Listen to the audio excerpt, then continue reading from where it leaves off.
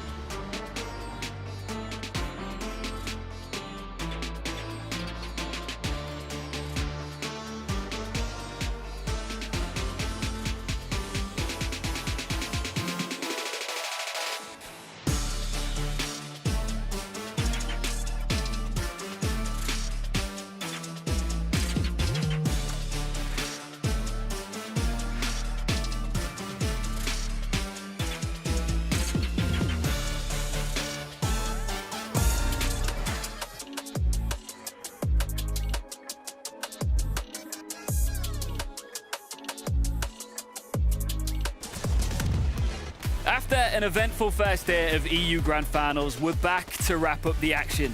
Which duos will take home a spot for GC? Who will take home the Axe of Champions this major? Well, we will know after these 6 games.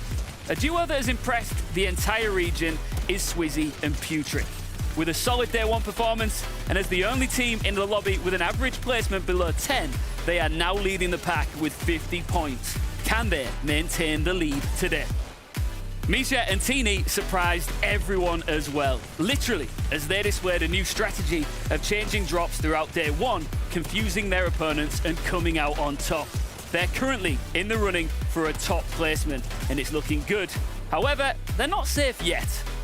A familiar, yet still newer duo is Robin and Axforce. They have been on leaderboards every now and then throughout the last few seasons, but now they are at the top of the Major 3 FNCS lobby. Copenhagen is in sight, and so is the Axe of Champions. But will they wield it after tonight? EU is heated, and the leaderboard is stacked, so you're in for an action-packed night. Find your seat on the battle bus as we're about to get started with the remaining 6 games. This is the EU FNCS.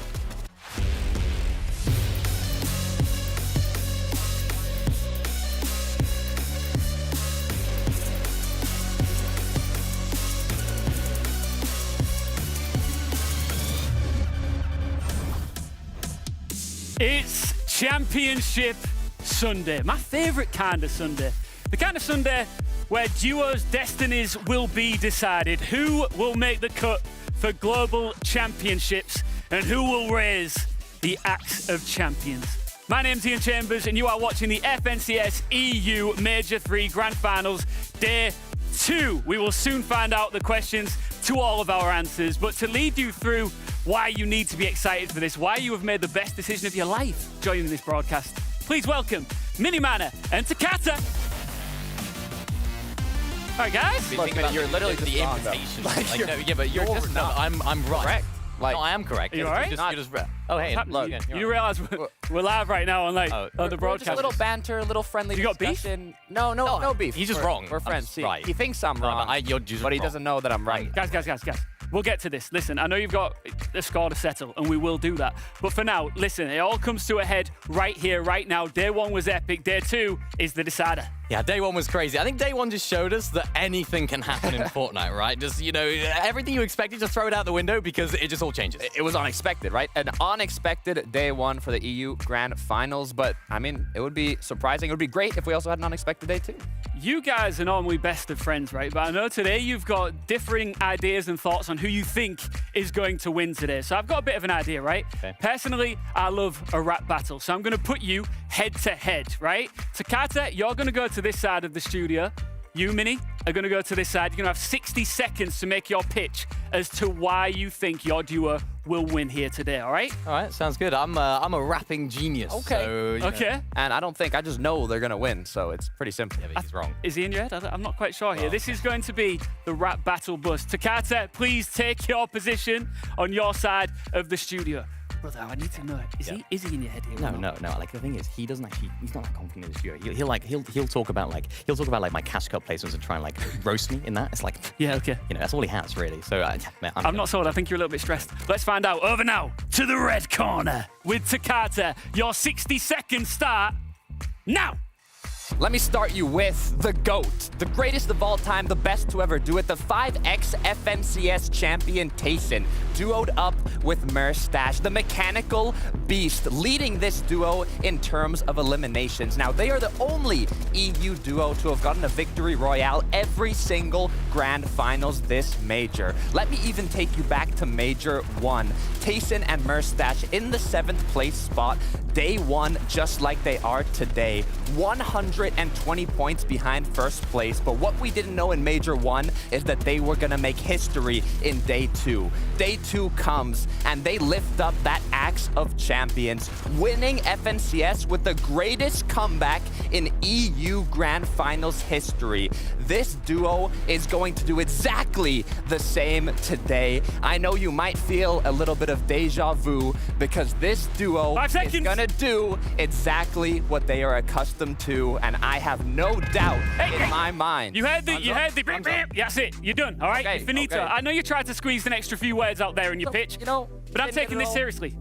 Okay, I didn't get it all, but I think it's enough. I'll give Minnie the little extra time. That was strong. It was pretty strong. I feel like he was waffling a bit at the end. He's trying to fill the time. Okay. I'm here for this. Minnie, go get into your position. You are up next. yours was good. I asked him the same question. Is he in your head right now? Look, I think he is. If it's going to be anything like his Cash Cup placements, I have nothing to worry about. Oh, you're bringing that to the table. That's cold. That's how it is. That's how it is.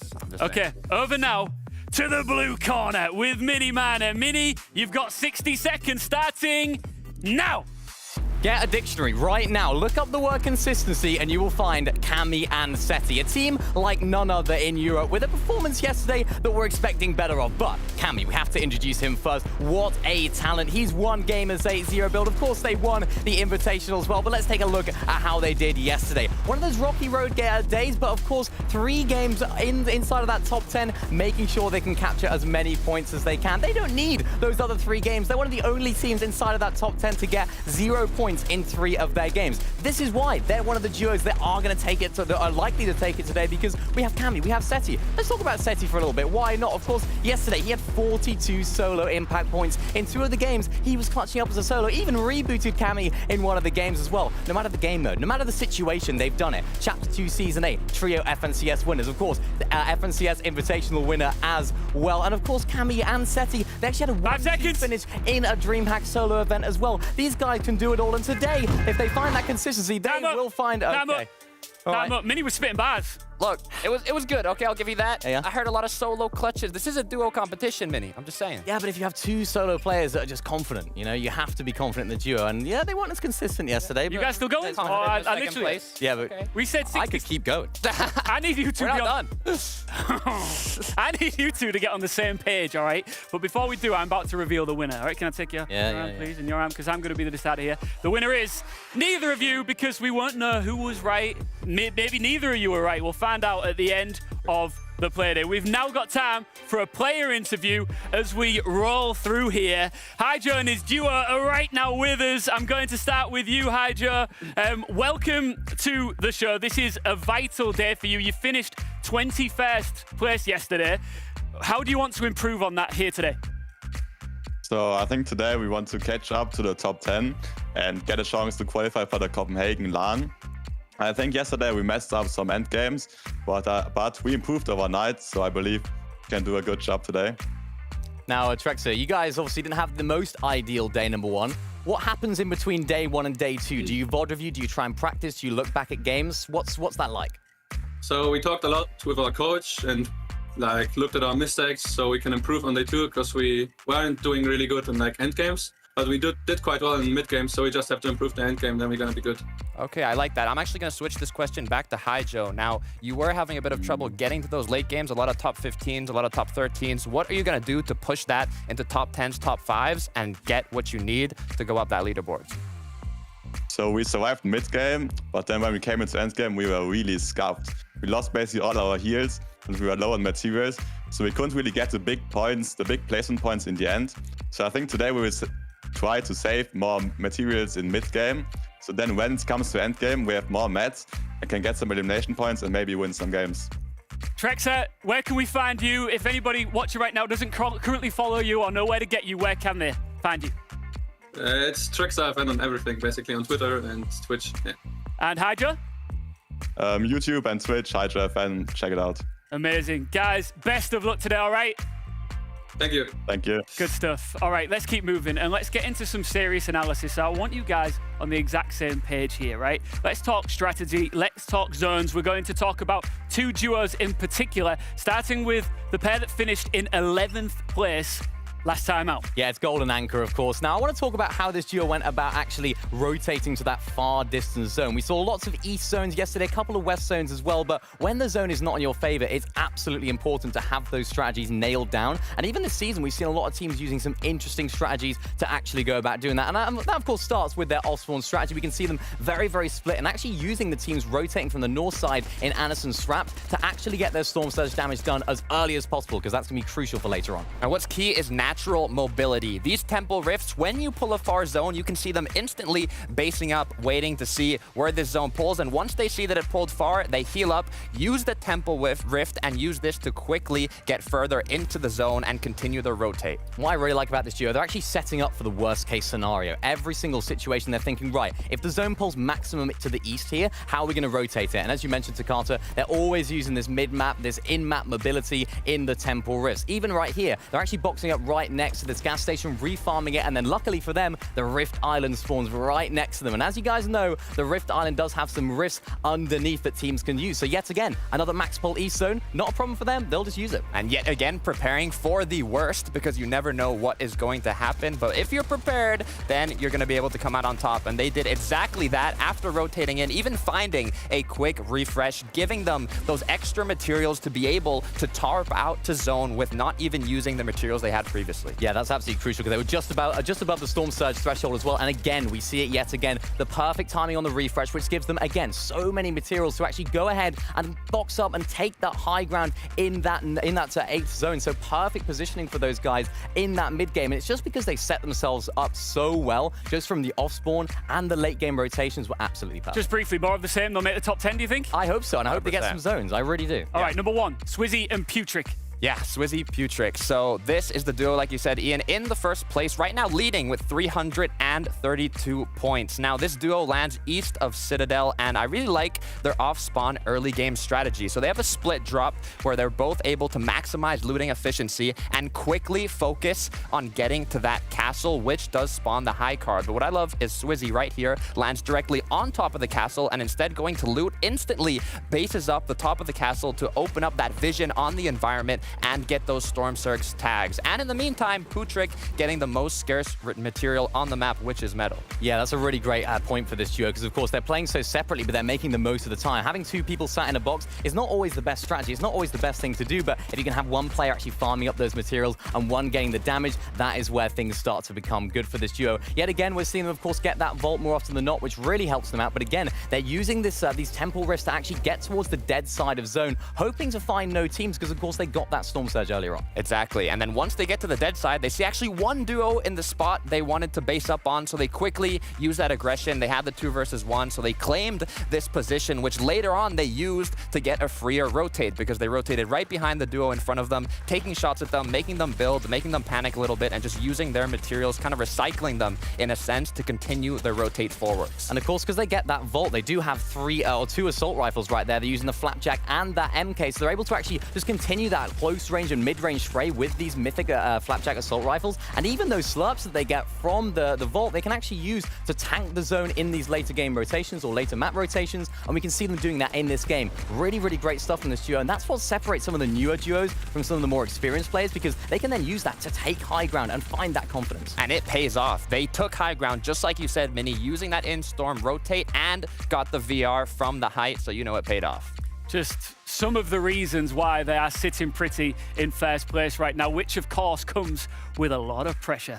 I will say, I think I preferred you two when you were at each other a little bit, when you're enemies. Enemies, huh? I don't like it when you're friends anymore. Okay. I still think Cammy and Seti are going to do good. I just think that Mustache are winning. they had some very unlucky zones yesterday, and Taste of the Mustache had some very lucky zones. We'll see what happens. Well, I think we should expand our zone right now. You think it's just us three? Think again. Let's bring out the rest of the squad. Hey. Shayo's in the building. We got Levin 2K looking only as Levin can look. And they're, of course, our casters, as you, of course, know. And we've got our mid-game analyst who will be kicking things off. In the mid-game, of course, Taco, how are you feeling? I'm feeling great. I mean, it's day 2 of Grands. This is what it's really all about for a lot of these teams. You guys know what it takes when it comes to crunch time, right? You've been here, done that, got the T-shirt. How do you still get that excitement running in? It's just another Sunday, man. Honestly, I'm not buying that. I've been here so many times now, you know, it's just another Sunday. But obviously, of course, for the players, the nerves that they have, you know, sort of exude through me at times, you know, and I try to bring that energy for them. Shayo, there is a different feeling in the air on Championship Sunday. Yeah, I channel that too, you know. Sometime may be good, sometime may be amazing when it comes to Championship Sunday. So happy to see what happens next. Do you remember when we were all stood here yesterday at the start of the show? We talked about something called Levin's List. I do want to talk about that more as we go along, see if we tick any more of those boxes. But for now, it is time to kick off the second day of the EU Grand Finals. It gets big from here. Ladies and gentlemen, we're going on the battle bus. It's time for game number 7. Let's do this one last time. Game number 1 of day 2, game 7, Mr. Levin 2K. It's gonna be a phenomenal day because that first day we watched was nothing like we've ever seen before. Yeah, if you've never been here for an EU Grand Final before, let me tell you, day 2 is a very different day, a very different outlook. all these players last night would have been practicing, working their hardest to watch the games back, see what they can fix up for today, and I promise you there'll be some whole new strategies. Absolutely, that's why the finals feel so grand. I feel like we've never seen a competition this close, so let's get a bit closer to it. Let's dive right in to Game 7, Day 2's game number 1. It starts off every single time, every single day with Shakos and Skydune. What's the entire Spire going to look like? Who is going to contest them off spawn? Do they have it free? Because if so, that team only needs 2 games a day to stay in the top 10. Meanwhile, near that top side, the entire podium, first, second, third place, switching every single game, and that gets determined off spawn too. It's the same as Day 1 here. Shaco, Skydune, Pablo Ingo, Bevies. Let's see who wins. Earlier on in Day 1, it was Pablo Ingo and Bevies who just popped off, being that much more confident off spawn. Have they got a better drop map? Do they have better glides to get in here, strategize, and take apart this duo that's been so momentous and strong immediately already? 1 for 1. As 2 teammates down, Siphons will come in, Matt's be able to get played with. Fully boxed, but then broken out. Shakos is in control up top right now. Major Matt investment, big shots from Pablo Ingo. You can't even track him inside the air. This is starting off hot. Pablo at almost 0 HP, but a shot will do it for either teammate here. He actually hasn't got the full Siphon finish, so no match, no shields. He's gonna back off and maybe even make it a 2v1. Not sure about this decision in total, but maybe Pablo Ingo's cooking. I don't know whether or not he will be. I think that will come whether or not he wins the fight, proofs in the puds. But the big thing here is the decision making from Shakos was very impressive. I loved how he saw both knock bodies, instantly went for the finish to try and get those Cypher mats right. He got the finish, instantly started to build. Before the mats were even in his inventory, he went to build. Those off-spawn instincts on point. Off-spawn instincts also changing in total for Tini and Misha every single game. I think there was only 1 game where they had the same drop. I think it was game 3 and 5 or 1 and 3, but past that, they've been all around the map. Yeah, this is something that you don't see typically in an FNCS Grand Final. These guys have been playing drop spot roulette, landing all different areas in the map, and truly one of the most impressive things we've seen in so long, right? You know, for a team to not have a set off-spawn strategy, they just run in and go in all different places in the map, and still being as successful as these guys have been, truly impressive. Absolutely. I'm not sure if it's bus-based. I'm not sure if it's just on the POIs that are closest to their drop, but the best thing about Misha and Tini we've seen today is just know exactly when a duo's weak. They're very confident in pouncing, and they have the perfect timing in starting fights on Day 1. Hopefully they continue that into Day 2, and end games get a little bit more consistent, because that's the only thing that's separating them all the way from first place, top of the pack. Meanwhile, Vidil, Savage, Issues staying alive together totally in the game, but we've seen some great things from Vidil so far in terms of trying to keep these guys in the competition. Yeah, I think the problems we've talked about with this duo over the course of the season have materialized at times throughout these games. They've also had some moments where you could argue they were just truly unlucky, as will happen in any Battle Royale, but ultimately they have to sort of reboot and come back today stronger with a new mentality, a clear head. Something we did see yesterday, which we're seeing again here, is Archie trying to take a fight to Vidil. This time, though, it looks like it's going to be a fight he wins. He obviously has Jakey-fan with him to back him up this time, instead of it being just a straight 1v2. And yeah, it looks like a matter of time before Vidil goes down. Vidil has no mats whatsoever. Archie's on that same vibe, but a little bit of a bait and switch. Nice for Archie, picking it up. Speaking of Archie and Jakey-fan, they've come in today again with new strategies and new approach. Yesterday, they were being coached by reigning FNCS champion Veno. This day, they are coming in being coached by Destiny's Jesus and Bloomy. Okay. You know, a bit of a downgrade in the pedigree of the names, but trust me, if you know Bloomy and Destiny's Jesus, they both know what they're on about, and I'm sure they will be leading this team in a better direction today, one that will help them recoup a lot more points. So we'll see whether or not that pays off for them. Less pressure, maybe a little bit less noisy. Who knows? But definitely a lot less noisy than Archie and Veno arguing at each other all day long. So, hey, good content though.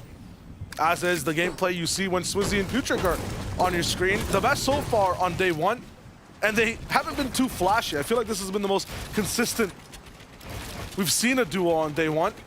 In every end game, they might not be winning every single game, so to speak, or inside the top 2 by any means all the time, but the best thing about them is that they're there grabbing up placements, doing really good at getting elims as well. So far on the day, They look to be having business going as usual. High base looking for surge tags. Murstache, hide on bush, also on your screen. 7th place overall. They're about 100 points behind first, but if you guys have ever watched this duo, day 2 is a rocket ship for them. The winner of Game 7 has gone on to be crowned FNCS champs in every EU major this chapter. That's crazy. I guess we just wrap it up after this game then, right? Yeah. All right, so whoever wins this game is the FNCS champion. Let's just wrap it all up. No more need for any more games, right?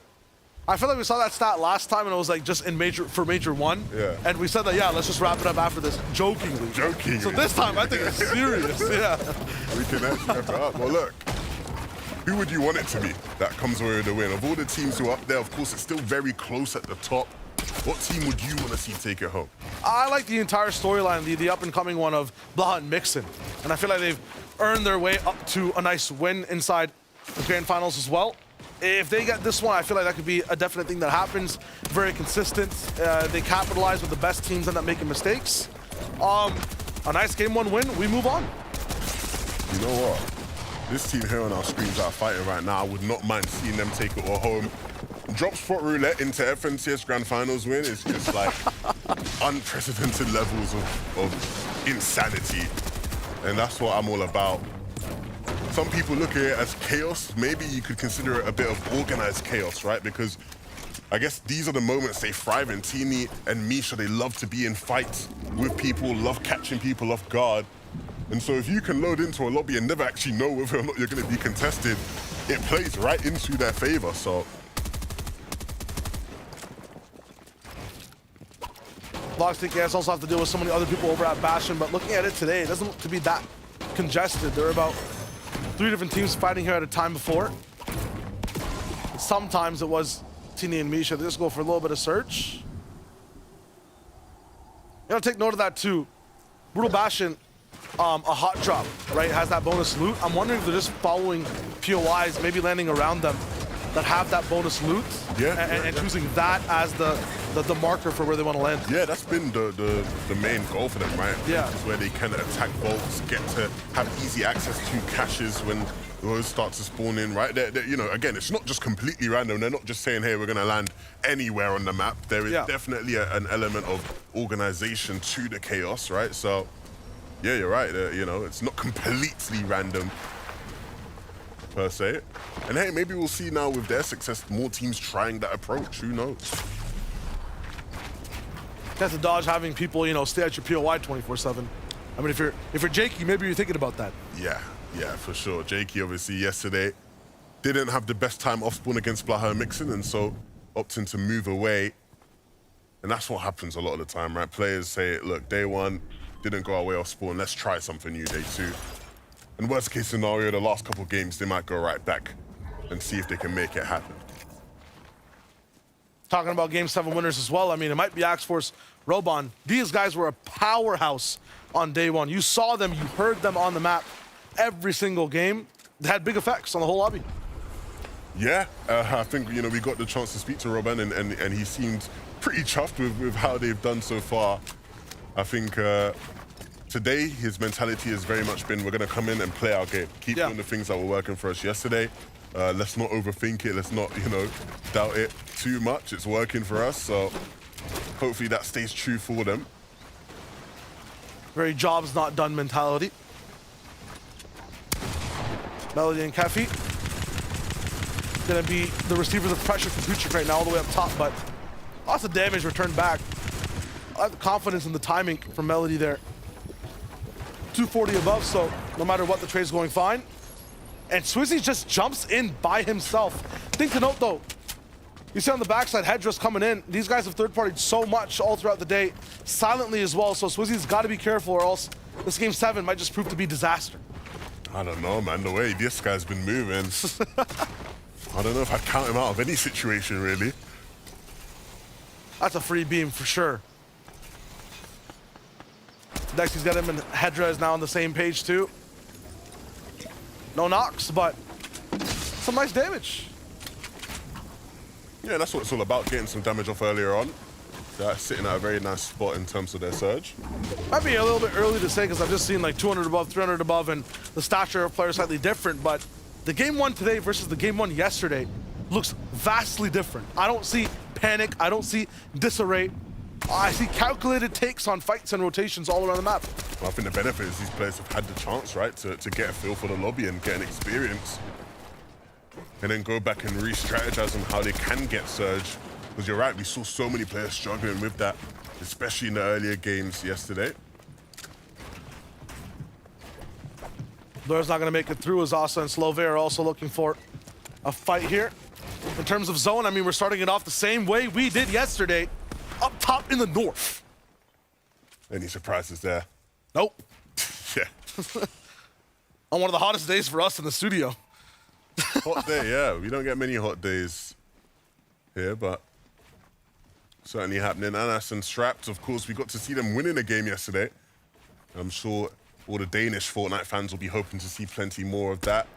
The Strapped was putting in work. Yeah, actually, you know, Strapped is the sort of newcomer, the young star that is being nurtured under Anas's wing, and he was certainly showing off why he is considered a young star right now. Absolutely. I mean, more on Roban, Axe Force, and honestly, what's going on in the early game. Taka, what we got?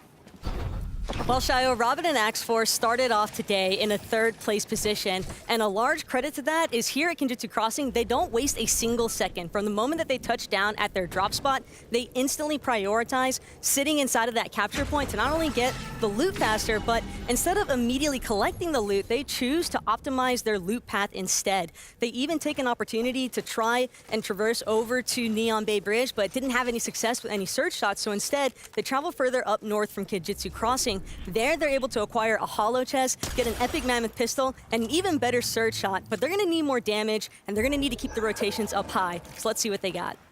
I think one of the biggest sort of things I noticed from a lot of teams yesterday was just not rotating early enough. Yeah. Some of the zones were a bit wild. I think the analysts alluded to it.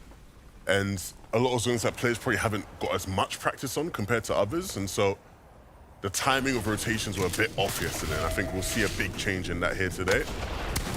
This is something we can certainly expect to see more today. Teeny and Misha going for that island. Of course, they want all the loot, all the slurps they can get, and they will certainly fight for it.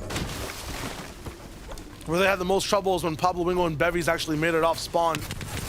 They prio this Rift Island so much and will actually box fight so early to get prio on it aggressively.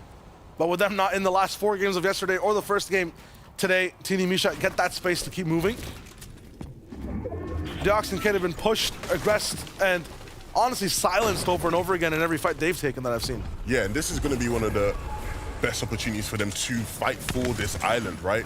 The zone pulling towards the north, the island pulling in this brutal bastion area. It gives them a chance to play for it. The problem is there's a lot of other teams that feel the same way. Hey, we're not ever really going to see this here. And so let's go for it while we can get them extra points.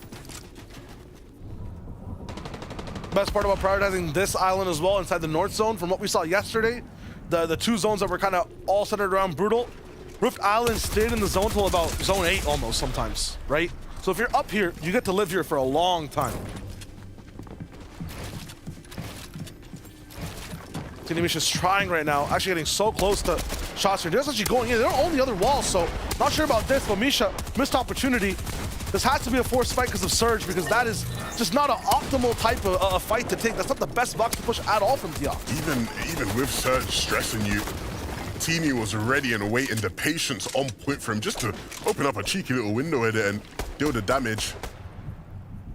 A nice little bait and switch almost from that duo, but yeah, Cade now just left in a situation he never really should be in. But he's still fighting, he's still kicking. I don't know, she's just trying to build fights in AC Podesai at that point. That is such a, I mean, 2 metal walls, not even spraying beforehand. Built in the sky instead, but we'll see what Cade can do.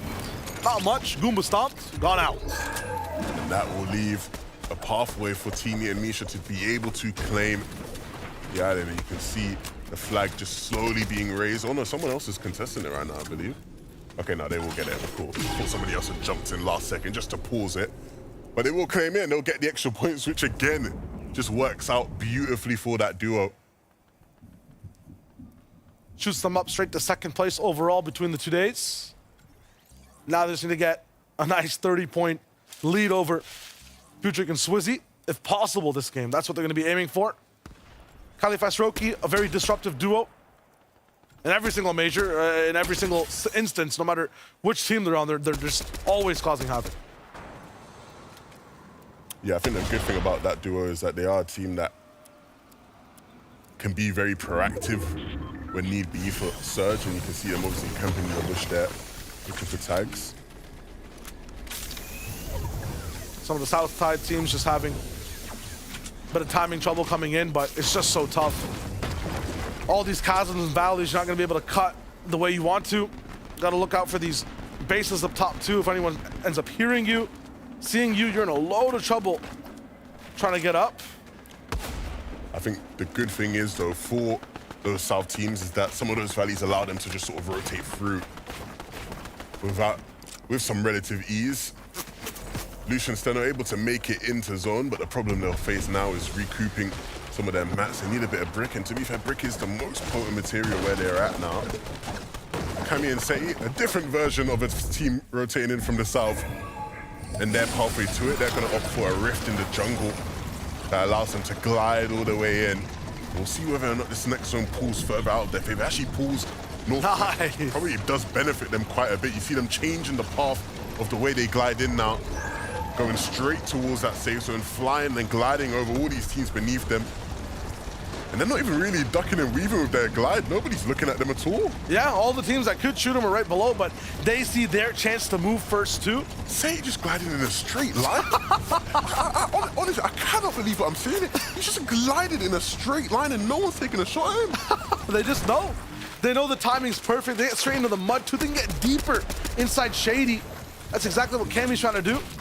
Seti popping a few more shots to cover him as he moves. Malibuka Thomas says you don't have the benefit of a rift, don't have a benefit of damage either. This is the roughest I've seen their position. I feel like I can't really agree with you there. I feel like we saw them in so many rough situations yesterday with late rotations, bad timings, maybe not down on Surge as much. Yeah. But this is more of the same from what we saw from them yesterday. It's the reason why this team isn't currently sitting high enough in the leaderboards to where you'd expect for them. And as much as Thomas we know is a crazy aimer, that is not going to be a fight he's going to win. On to the next game for that duo. Here with Moneymaker for Nayano, fighting for Surge and doing it well, way above, and they actually picked up Lush. Blender box over there as everyone's trying to make sense of what to do. Meanwhile, Chicho, Trulex moving in. Very nice builds to make sure you're not getting shot too much as you move. I think in this rift, you're going to have to move around a little bit. You can't white line the whole way through. Yeah, I guess the only thing that allows them an inch of safety is the fact that there's a bunch of other players rifting with them. So many players. 40 players almost.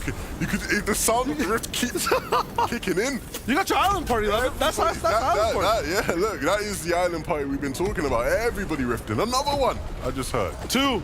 Wow. So many players in the sky, and that's why they are, in the end, able to just sort of white line and straight line their way in. There's so many targets for people to take shots at that allows them to sort of go away unscathed. Kylie, the one player in the whole lobby that missed the rift. This is so sad. Ooh.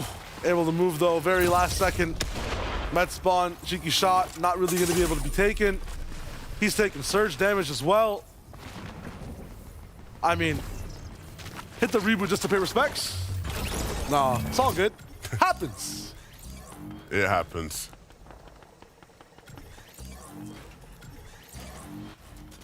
Skyder and Shaco's holding on to one of the upper parts of the map, looking for control, and we saw how they usually had that planned for the Rift Island all through yesterday. It's one of the first times you see them not actually close to that island, but you said, Levin, that's because sometimes it doesn't really spawn near the Spire, so they have to actually switch up plans, do something different, end up going for height early in these later zones. Yeah, but it doesn't have to be that different just because they still have the great loot of the vault, right? They still have slurps to play with. Unfortunately, they're a bit of an overpeak. Means they'll probably have to pop a slurp a bit earlier than he needed to. Machete pulls over towards the glaciers once again, so everyone has to go all the way back. But the issue with this one is that there's a very big cliff separating shady and then moving back into that winter type of zone. So anyone on low ground has to be very wary of what's going down. That low ground goes deep, has water in it too. So anyone down here has to deal with the pressure from Shaco's, Putrick, and everyone from up above. And all these thirsty players who need Surge down below. You'll notice you don't have an instance outside of my voice where shots aren't being fired. Yeah, such an awkward terrain to really get Surge from. You see everywhere, every angle that Hedra tries to look at, there just wasn't really a clear and obvious place to take shots at somebody from. A lot of the time, people will base up their first clear out sight lines. Since no one was on this right side of the map immediately, there's so many trees up. And this entire field of play looks like a sinusoidal function, just going up and down and up and down. You can't really track any type of straight sight line. We're going deeper into the glaciers now. So for a majority of the lobby, it's a max move. Chicho, Chulex, DKS, Anas, and Strat, who I think are taking surge damage, all just have to move. Skavi and Vacant, that's the POV we're watching right now, a max rotation. Yeah, and they're all gonna go up that glacier, right? It's not an easy path to get up into zone. If you don't have materials, it's gonna get real tough for you. This is just absolutely no chance. I don't know what type of miracle Skavi's gonna pull out here. Might just go straight for an Elim if they can. A double up, yeah. They can hit the shields, maybe even cracking behind them. This is gonna be tough. Unfortunate for Hedra. Lost in the moment. And now there's 3 glaciers for these guys to climb. Yeah, but at least he gets a slurp, right? That will go a long, long way for them. They can mushroom their way up as well. And even though big damage being taken, if you can find some space, that's where the slurp kicks in and gives them the room to stay alive in this game. That's just part 1, though. They might seem safe right now, but that's just from the jungle. They still have to move. And there's so many people also doing the same thing. Shaco, Skydune, maybe even tempting heights. Anas right behind them. Swizzy, big fights. Going in the box, but no fish to be caught. Yeah, you can see these guys so active, so proactive. Both players constantly trying to make plays. Maybe if they'd waited a second and Putrick was there ready to claim the cone, they could have maybe snuck in that Elim quickly, but now the focus on the moving zones. First moving, pulling back down towards the southwest. Flapjack, Mammoth Pistol, Breacher, 4 slurps. Is that not the wave for Swizzy? I mean, he's got the firepower. Look at the brains from Seti, though. Yeah, look, he's rotating on dead side. Is there any surprises here? None whatsoever. These guys gonna look to build up now as well. Wow. Asserting their dominance over this lobby right now and looking over to Height on the other side of the zone and saying, look, you guys want to hold it? We got a really solid base over here. And this might be a first moving Height hold from Cammy and Seti. They're going forward. Chari Gear is moving under them, so they might look to disrupt anything that happens or just use their power as a shadow for themselves. Swizzy Putrick had so much trouble getting in, but just 1 slurp really keeps their chances high and alive. Saving on mats too. I'm liking Swizzy not covering on this dead left side. Really nicely done as he moves back down. Skivvy doing his best to keep his team fighting in this game. Dexy taking out for even more. He's trying for it, but now a little bit of a just mishap on where he moves. In the zone though, so he can take a pit stop right here. Him and Vico solo clutching box to box. Yeah, but Vico's working with a lot less HP, and Skivvy will take great advantage of that, snatching the Breacher shotgun as well. All the potential for plays now. Thing is, though, that potential might run out because he has no space or room to keep moving. We'll zoom up a little bit, see exactly what Teeny and Misha are doing, playing inside the future, inside the front part of the zone. They're really trying to claim as much land as possible. Then look back and go for big shots. Teeny, a haircut almost given for free, but now there's a cost of a few mats. Pressure and time. Has to run away. Left side still open. Seti Kemi, do not stop the rain from above. Yeah, such a difficult zone for anybody to take Height off them, and I think that's why they felt so comfortable playing Height so early, and it's working out a charm. Everything down below is just moving, mission, mash. There's no way people can even look up for 2 seconds. So free for Seti and Kemi for now. And a nice edit from Swizzy as well. He's making this look absolutely flawless. Steamy, a hot knife through butter. Still tracking Skydune, but maybe a bit too intense and entranced inside the fight. Swizzy now has to just box up. No mats available either. His last shot now. Swizzy was getting flashy on us, but he couldn't get the Elim for it. Spots out another player, and that one will connect it. Skivvy that falls, trying to look for heals, and a med miss is perfect. Allows him to stay in that zone a bit longer, but the Height team is watching. They're ready and waiting. They ain't waiting for anybody to flank them. They're just trying to take them down. But Swizzy still staying alive. They've lost attention on him, and he can now just scurry around in the zone, look for it, and he might just find it. I like that movement. One more shot all the way up here. He needs to get that siphon, but no! Even for 1 second, Seti does not let him go for free. These guys are online from above. And And they're going to still keep it going. All the pressure on these teams down below. And Chicho going to be forced to run into this low ground team. He's been squeezed, exhausted to get to this point. Goes all the way towards the right, finds some legs, but doesn't connect here. Ooh, magnetic towards the left and has the room to move right as that player heals. Can't pop up and gets the next shot. Chicho, how are you alive? How are you doing this? Doesn't matter. So many mats to work with, 2 more boxes to build. He's earning this 3rd place. Backside of the zone, and Chicho is cooking. He picks up another. Chari's the one that goes down, and he's looking for Giras as well. How has Chicho done this? He's made it happen, and it looks like it's a 2v1 now. Zaluka up top. We have Kiri is there too. Chicho. This man is online, not sure how many mats he has, but that's going to be the difference maker. No chance for him as this high ground team usurps the lobby leaders who were pushing through and wins that first game. Kiri has managed to do it. They took height incredibly late. Seti and Cammy looked so strong up there. But all while Chicho was going ham down below, they snuck up there and took it for themselves. No idea what Pings has changed his name to, by the way, but fair enough. EU Fortnite Classic, regardless of a big win for that duo. That's just huge. I mean, there's going to be so much talk about how they got this height take. This is just huge on top of Seti, all the way inside that 10th, 11th zone. And then past that, I mean, Chicho just carved up a masterpiece on low ground. That's a very fun, exciting back and forth type game. Look at Kiri popping off. Yeah, you see the emotion, how much it means to them, because these guys had such big expectations. They were dreaming of a top FNCS performance, and it looks like that dream is coming alive now, Shayo. Hey, talk about patterns. Every Game 7 winner this year in this FNCS has been the champion. So, who knows? Kiri, big up. They might be taking it home. They might be taking it home. Let's not get too ahead of ourselves, so we're going to give it back to Ian to break that game down. Levin, Shayo, thank you very much. Things you'll love to see, right? Kiri popping off on the player cam. He was a lot more calm and composed when we had him on the show yesterday for a little bit of a chat, but he was extraordinarily confident, and rightly so. Yeah, definitely. I mean, we spoke to him yesterday. He said sometimes he'll go to the gym before. He was a little bit nervous yesterday, so he didn't. Maybe today he's been lifting those weights because he's lifting the lobby. Yeah, he's full pumped up, ready for the first game of the day, Game 7. And like Shayo said, based on history, Game 7 winners went on to taking home the whole FNCS of the major, so you never really know what could happen. Do you believe in that? Do you think it could happen again? I would like to see it happen. I think this team have what it takes. We talked about them a lot going into this weekend, about how good they are, how consistent they can be when it comes to these sort of late games. And even like going into this this weekend, they had a really, really solid week number 3 in terms of the weekly qualifiers. So lots of big expectations on this team. And it was one of those teams that we didn't really speak too much on before that. Yeah, they really took height at the perfect time, too. I was looking, Cammy said it the whole game. I saw Mini Miner smiling his prediction, and then all of a sudden, the game ends, we look up, Kyrie's just up there. They take it. It is. I know we said it there, but when you get that insight, the player cam, the footage of the reaction, it just goes to show that momentum, that power it gives you, getting that first win on the board on day 2. Yeah, it's not even just the points. It's not those eliminations. It is that mental side of things, that motivation. It's that realization that, you know what, we can actually do this. We can actually push for those global championship spots, maybe even go all the way as well. Maybe. You know, it's all up to the upcoming matches, but like Minnie said, they've got the motivation. Yeah. They're all fired up, and now it's just make it happen. A lot of opposition stand in their way over the next 5 games, though. So let's take a look at the standings.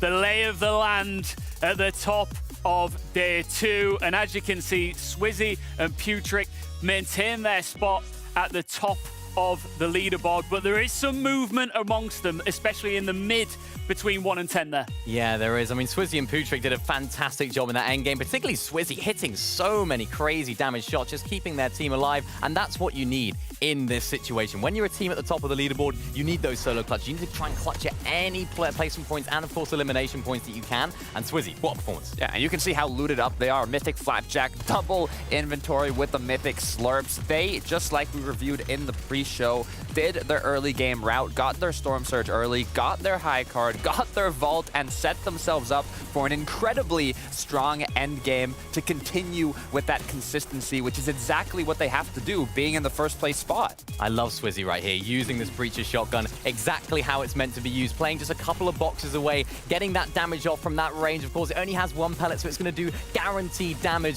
and he couldn't quite make it happen at the end, but a solid 6th place finish for that team. That's really going to get off to a good start. start here. Absolutely, and Chicho right in the depths of that end game. Phenomenal performance. Yeah, I mean, a lot of changes on the mid-half of this leaderboard. Even our game winners, Kiri and his duo partner, went up 21 placements. But let's look at Chicho here, a little highlight from their game. You can see legendary loadout and a legendary play style. We saw what he was capable of in those last moments. That solo clutch was looking like annihilation. Yeah, I mean, this is just something that we talk about when it comes to this duo. The consistency throughout. They haven't actually picked up a victory royale yet in these first 7 games, and that's just typical Chicho and Trulex. Even all the way back in Chapter 3 when they were landing at Rocky Reels, it just screamed consistency, and that is what we're seeing yet again. They're making these end games. Chicho doing a fantastic job. That mantle elimination, absolutely beautiful. We were going crazy in the back here. And of course, second place for this duo, not a bad performance at all. They're now in second, well, they are still in second place, holding on to that placement. Solid start. Yeah, I mean, we look at the standings again here. A lot of this is about maintenance, especially if you can start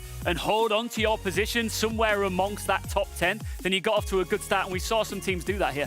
Yeah, it's absolutely right. Of course, Misha and Teeny as well. I mean, the caster spoke about them landing at different drop spots every single game. Who knows what they're going to do? They're just pulling it out of a hat and saying, yeah, we'll land there and see how it goes. It's working, though, isn't it? It is. I mean, they're in third place playing the roulette drop spot minigame. I don't even know what they're doing here, but it is working. The leaderboard in the top half is incredibly close from first to third to fourth. Anybody can take it home. Even just in the top 10 in general, anything can still happen. I see Cammy and Seti there as well in 5th place, maintaining that consistency like we know that they love to do.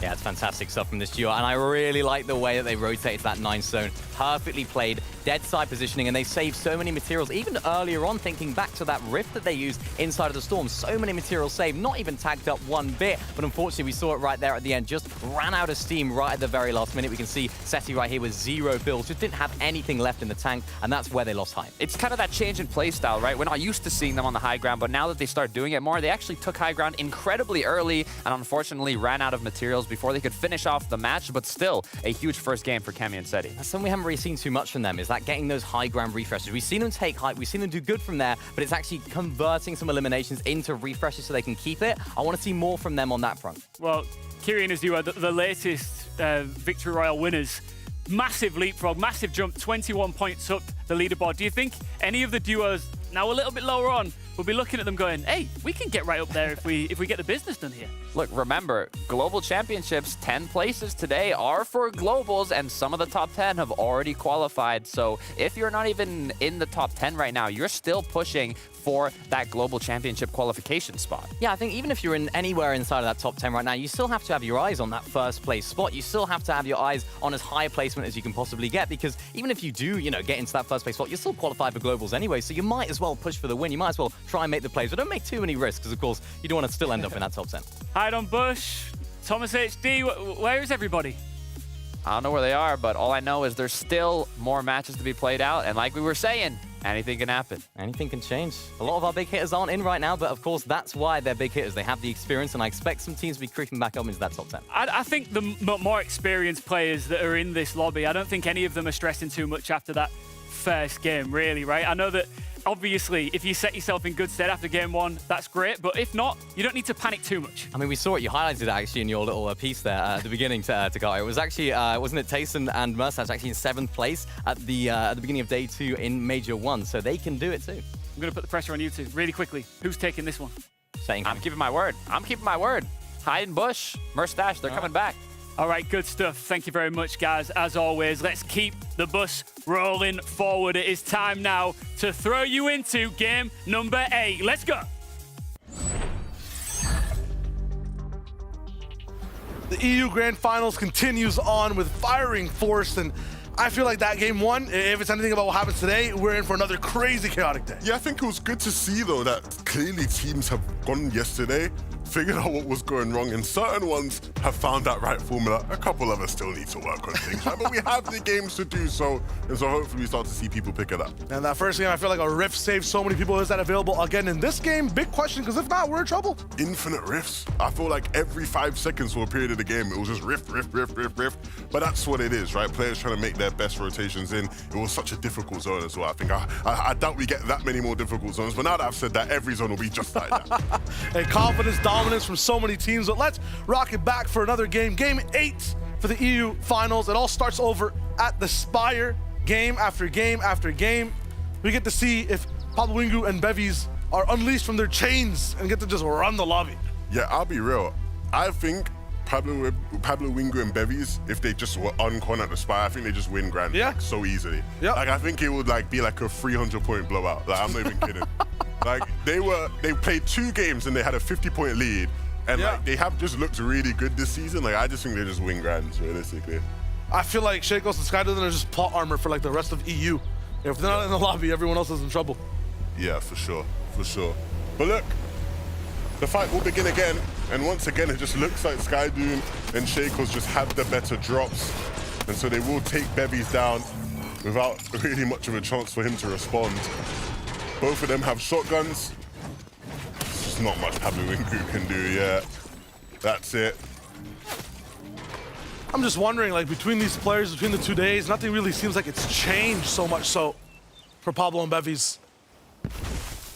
All that could have changed is just them having better drops. Yeah. You know? I'm sure last night they just did drop spot practice for hours and hours, but ultimately... Need a few more hours. Nothing's clicking. Nothing's clicking. They need that God drop map, but they don't seem to have it.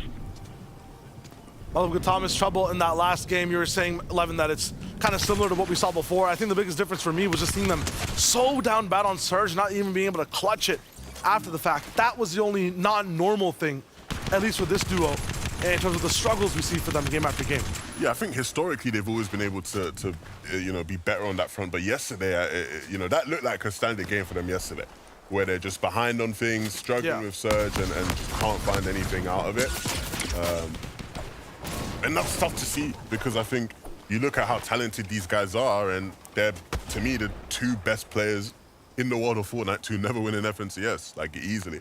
And so, hey, we'll see whether or not things start to click for them as the day goes on, but I think what we've seen overall this season is that many of the best teams in EU were struggling to really figure things out.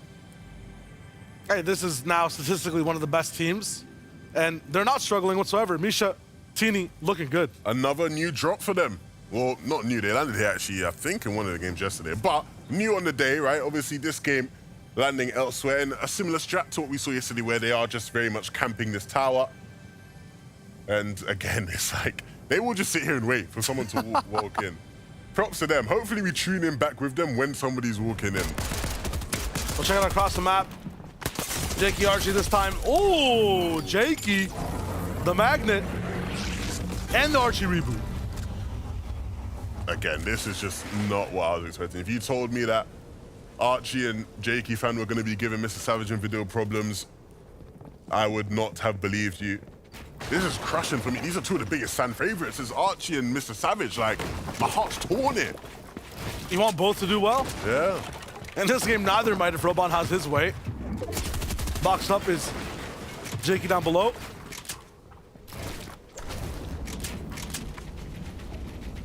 This is going to be tough. Hunt down 2, and Archie doing a good job of actually getting some cover fire down. This fight will last just a little bit. They got Zone right next to him, so they'll be able to keep moving. Another right side, north-ish type situation, looming in the distant future. Now we're getting close to personal. Roban breaching through these walls, trying to get it done. He's gonna take him. We're on 2 fronts. I mean, I feel like Archie and Jakey is gonna make a move soon and hit a nice shot to at least stop the momentum these guys clearly have. I mean, they probably weren't ready and prepared for this fight, but they just have to make it happen. And a nice peek from Archie. Misses that shot though, and that will cost him. He could have maybe survived. Jakey fan went down, but if Archie had been able to make it a 1v1, there was always going to be some element of hope, but Robin and Axels get the job done, like you said they would. They are so confident in those types of fights. If you never check them, they just keep building so much momentum. You get out-pressured. There's nothing you can really do. It's really fun to watch that duo fight. Misha and Tini, we missed the surprise jumper. No elims right now. No mats either. They're kind of all in for this strat. And if it doesn't work out, how do you bring your game back from here? I mean, there's so many teams. You saw that map update around Brutal Bastion. Loot's basically gone at this point. I still know it. Somehow these guys are going to get like top 3. I think we know how, man. just gonna fight. Like, what more can they do? They just gotta fight. How do you fight with no mats? They ain't got the loot. They just gotta fight. Jump in box. You know what I'm saying? Like, that's all they can do. Let's check out and see if their stealth roll was good. Yeah, so they did try to sneak, but apparently it didn't work, I'm guessing, because they ain't got their limbs. Let's look. Yeah, he was alert. Yarko was aware. He's already had a compete with them in the past. I'm sure every building he enters now, he just knows there's a chance Misha and Tini could be there. Gotta have anti-Misha Tini tech. No more doors, break walls only. Break walls Every only. building across the whole map, all of EU. How many doors were open? I need to see the stat. It better be 0. Yeah. Can't take any chances with those guys around you, right? Definitely. Different game entirely. I feel like every time you tune in with Swizzy and Putrick, I feel like I'm watching Chapter 2 all over again. Well, yeah, Swizzy's very familiar with the Citadel, right? He used to land here with Shimoki, and so very much should understand Surge, and I think that's been part of why they've been successful, because he does understand Surge from this area of the map. Has a good grip on it. Conversation frantically just trying to get into the next zone. They're looking to see if they can bring this day back from the shambles that was game number 1. Fight starting already. Thomas is trying to track his way through it. But no mas for now. He's gonna just hit that reset button, reload up, and try again another time.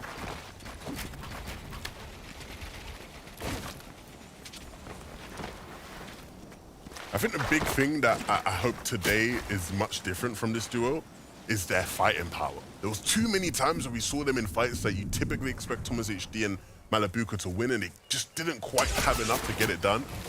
And so I hope today to see them back to their winning ways when it comes to fights. Bare knuckle brawl for Chicho there. I mean, whoever he's fighting, both of them like, all right, let's just spray the whole mag. Whoever gets more tags, gets more tags. I mean, when you're looking for Surge, you know. It makes sense. I was about to say like Chicho won, but his opponent's hitting after the bell. Always gotta get the last laugh. At the assembly, everyone's doing a clap, you know, you want to get that last one in. 20 minutes later, you're still here.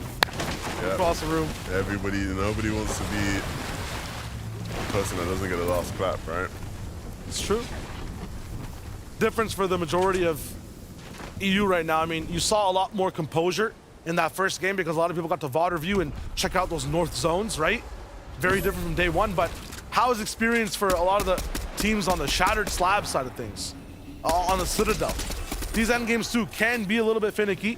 I know the playground doesn't look white in total in terms of terrain, but there still aren't many big cliffs. There's a big moat around that Citadel as well. I mean, there's a lot of terrain that you will not expect in this type of endgame. I'm looking at Cammy here, and just a moment ago he was up by his cache, and I think that's been one of the keys to Cammy and City's success, their ability to get to their caches much sooner than other players and really just lock it down, not even have to worry about a team really contesting them for it. I feel like in that last game, they were locked in 100%, had the caches, had the good position. This game, they're activating. Like, they just let, I feel like, Kiri and Pink, they get up top, weren't as vigilant for someone to have that type of height take. This time, completely aware of what's going to be going on around them. No chance they lose height or a game like that again. I think the main problem with that last game, man, is just they ran out of steam. They didn't have the mats. When you hold height from that early on and you don't quite get enough of the loot from any limbs you get, you're just going to run out of mats by last moving zone. It is just a foregone conclusion. Your only hope is that the players beneath you have also run out of mats, which in their case didn't quite happen. But I really like that play from them. I think ultimately it was the right idea behind that game plan. And so if Seti and Cammy are going to keep on coming in with the right strategies, maybe Miniminer's onto something. Maybe they are going to be the team that sneaks up and eventually walks away with the whole thing. Jakey and Nathan, unfortunately, much similar fortune to them going down early on in this game. Not quite off spawn, but still not going to be making it past this third zone. Kylie Fastroki is going to be able to just eat good in terms of getting some extra metal, siphon mats, some points on the board. Escort Trippin, meanwhile, still just hitchhiking across the map, base to base. Up inside the jungle once more. And this team's been very interesting. I feel like, you know, depending on the game, they look to be completely on the same page, locked in, moving really well, or they're just climbing back from a monstrous like gap between them and everyone else in Surge. I'm not sure if it's zones that have to do with it, but the day one was a bit unorthodox with where they had to go. Can only hope for better games on day two. Put aside Snazy, put aside one of the coolest clutches we saw in day number one for the Victory Royale. He wants to keep that momentum going, but we need some consistency from these guys now. It can't just always be a flashy play outside of Glacier. Need some hard-hitting strats that work well for them game after game. Yeah, 100%. And I think they'll very much know that. I'm hearing though, Shayo, that we had a sneaky beaky play that we missed out on, so we're gonna send it to Taco to update us on that. What happened, Taco? That's right, Levin. It's been the battle of the North here over at the mountains of Brutal Bastion. DKS and Voxy with the perfectly planned surprise attack here onto Svi. He was trying to acquire surge tag damage for Svi and Vacant duo pairings, but the wind tunnel interruption on both of them, Vacant with the immediate backup to push DKS and Voxy further down the mountain and away from being able to actually finalize that elimination onto Svi. However, that puts V and Vacant in a really awkward position because now they have to rotate. Now they have to look for a different sort of surge strategy if they want to find themselves. So it's a launch pad out, heading further north, looking to travel dead side and see what they can do. Shout out to Svi for being able to get out of that one alive. But how on earth did he not notice them climbing up that massive mountain? Like, my brother, you gotta be scanning beneath you at least every once in a while. Like, he had no clue they were up there. My oh my. He's got some like crisps in one hand, other hand's on the mouse looking at people flying. He was chilling. He was chilling up there. This is what I want to see though, Shia. Look who's up on the Rift Island. One of the first times we've seen them really fight for the flag. Malibuka and Thomas clearly want to change their fortunes today. 4 teams now, 5 coming in very soon. And yeah, the last time we saw them on top of this island, they're on top of the house. Looking like they were relaxed kings, yeah? I think we got 7 on it. 7? I think I saw like two different sets of arrows landing on it as well. I'm not sure if I'm hearing brick falling or rifts popping now. Oh man. But more teams are on the way. There's another glide. 8 teams! I said I wanted to see 10. I said I wanted to see 10. No way. I've got to do the maths on this. I think someone's below. Okay, the opponents I'm seeing I think are below, but there's a lot of people up there. They're just waiting. It's like a fuse. Yeah, so the thing you often see right when there's a bunch of teams up there, like you'll get this in like the last qualifying game for like a cash cup, right? So if it's like the round 1 of a cash cup, or even if it's like maybe like round 2 of an FNCS qualifier, last games you'll often see like a bunch of teams on there, but when they realize there's too many, they'll just drop off, right? Because it's like, there's just no point. Like we ain't got the slurps to outhill people, let's just drop down. So I'm expecting at some point a lot of these guys will drop off, but people are staying right now. 7 teams so far, I think. Wow. Almost 8. That's crazy. 9. Oh my goodness. Glorifiers had to give up height. What am I seeing? They weren't expecting it. Where do they even go? There's no room. People in Rumble Ruins are just looking and like, listen, we can't really shoot anyone down here. If we don't have an angle towards the top of Rift Island, we gotta just rift up and see if we can get surge ourselves in a box fight. No one's going down yet either. Misha, Teeny, you're asking, you know, I guess I was asking, how do they switch up their game, just box fight? This is the best fight to be a part of. 10 different teams? This is a fight they would love to be a part of, right? They're moving. Should I get in? I said get in box, but I didn't think they'd be so direct about it. Look at this. What? What am I seeing? He gets hit for 160, still keeps moving forward. Misha does not care. And somehow Teeny's still alive. They did this in front of 10 other teams, 4 of which are on their layer. That shouldn't be possible. Again, dropped down, but got to pop the slurp, so Misha is looking healthy. Malabuka activated too. I think that's Teeny trying to run away. Not today, not this time. And now you can see the confidence rolling through. Breacher switch up Malabuka's looking strong. Very strong. And a big change in pace. I'll love to get the update on their surge situation, right? It looks and feels like they've done a lot more damage this game than they have in others. Misha finally getting taken out there by Blurfire and Skrill. So, yeah, their aggression finally being punished. Still, in terms of recuperating what they've invested over here on this island, you got to remember, they were the high ground team. They were about 5 stories up. They used a lot of mats to claim their spot over here. Everything you see up top is Skrill and Blur. I think half on mats for each player. They got to find a way to come back. Yeah, this is most definitely qualifies as an island party for sure. What we have seen in this game. Oh man, Podosai, they didn't jump in the pool, Evan, like everyone else. These guys were... But you know what? When you go to a party, there's always them guys that are just standing in the corner. Yeah. You know, they don't want to start dancing or getting involved. They just stand at the side of the room. On their phone. No one knows I'm in the FNCS Grand Final. Then the guys that open up their phones and scrolling through the weather app and stuff, trying to look busy. That's what these Open guys the camera, close the camera. Oh man. Podosai's got to just get the rhythm, rock with the music now. It's time to really party. You see, they pop the slurps, and they're popping slurps out here. I want to see them just jump in the box, right? Like, you ain't getting tags from here, my friend. There's plenty of players for you to jump in on, and plenty of players on the island that need to also jump in. It's a win-win situation. Let's all just fight. I'm down. Here it goes. Podosai moving in. First Elam down, second takes 2 shots. Get in. That's what I want to see. 2 teams desperately needing surge. Let's just fight. Forget all the long talk. Just fight. 2 shots, that's all it took. Basket down, now these guys are having fun. It still seems like there's 86 teams on this island. Everyone else is hiding way on edge zones. Some people below. Inside Rumble Ruins. Once again, though, I feel like confidence is back. Thomas taking long-range shots. And while everyone looks good, the rest of the lobby is still kind of activating on their own. Chulex still finding a few eliminations. And at the same time, Vico trying to climb up the ranks again.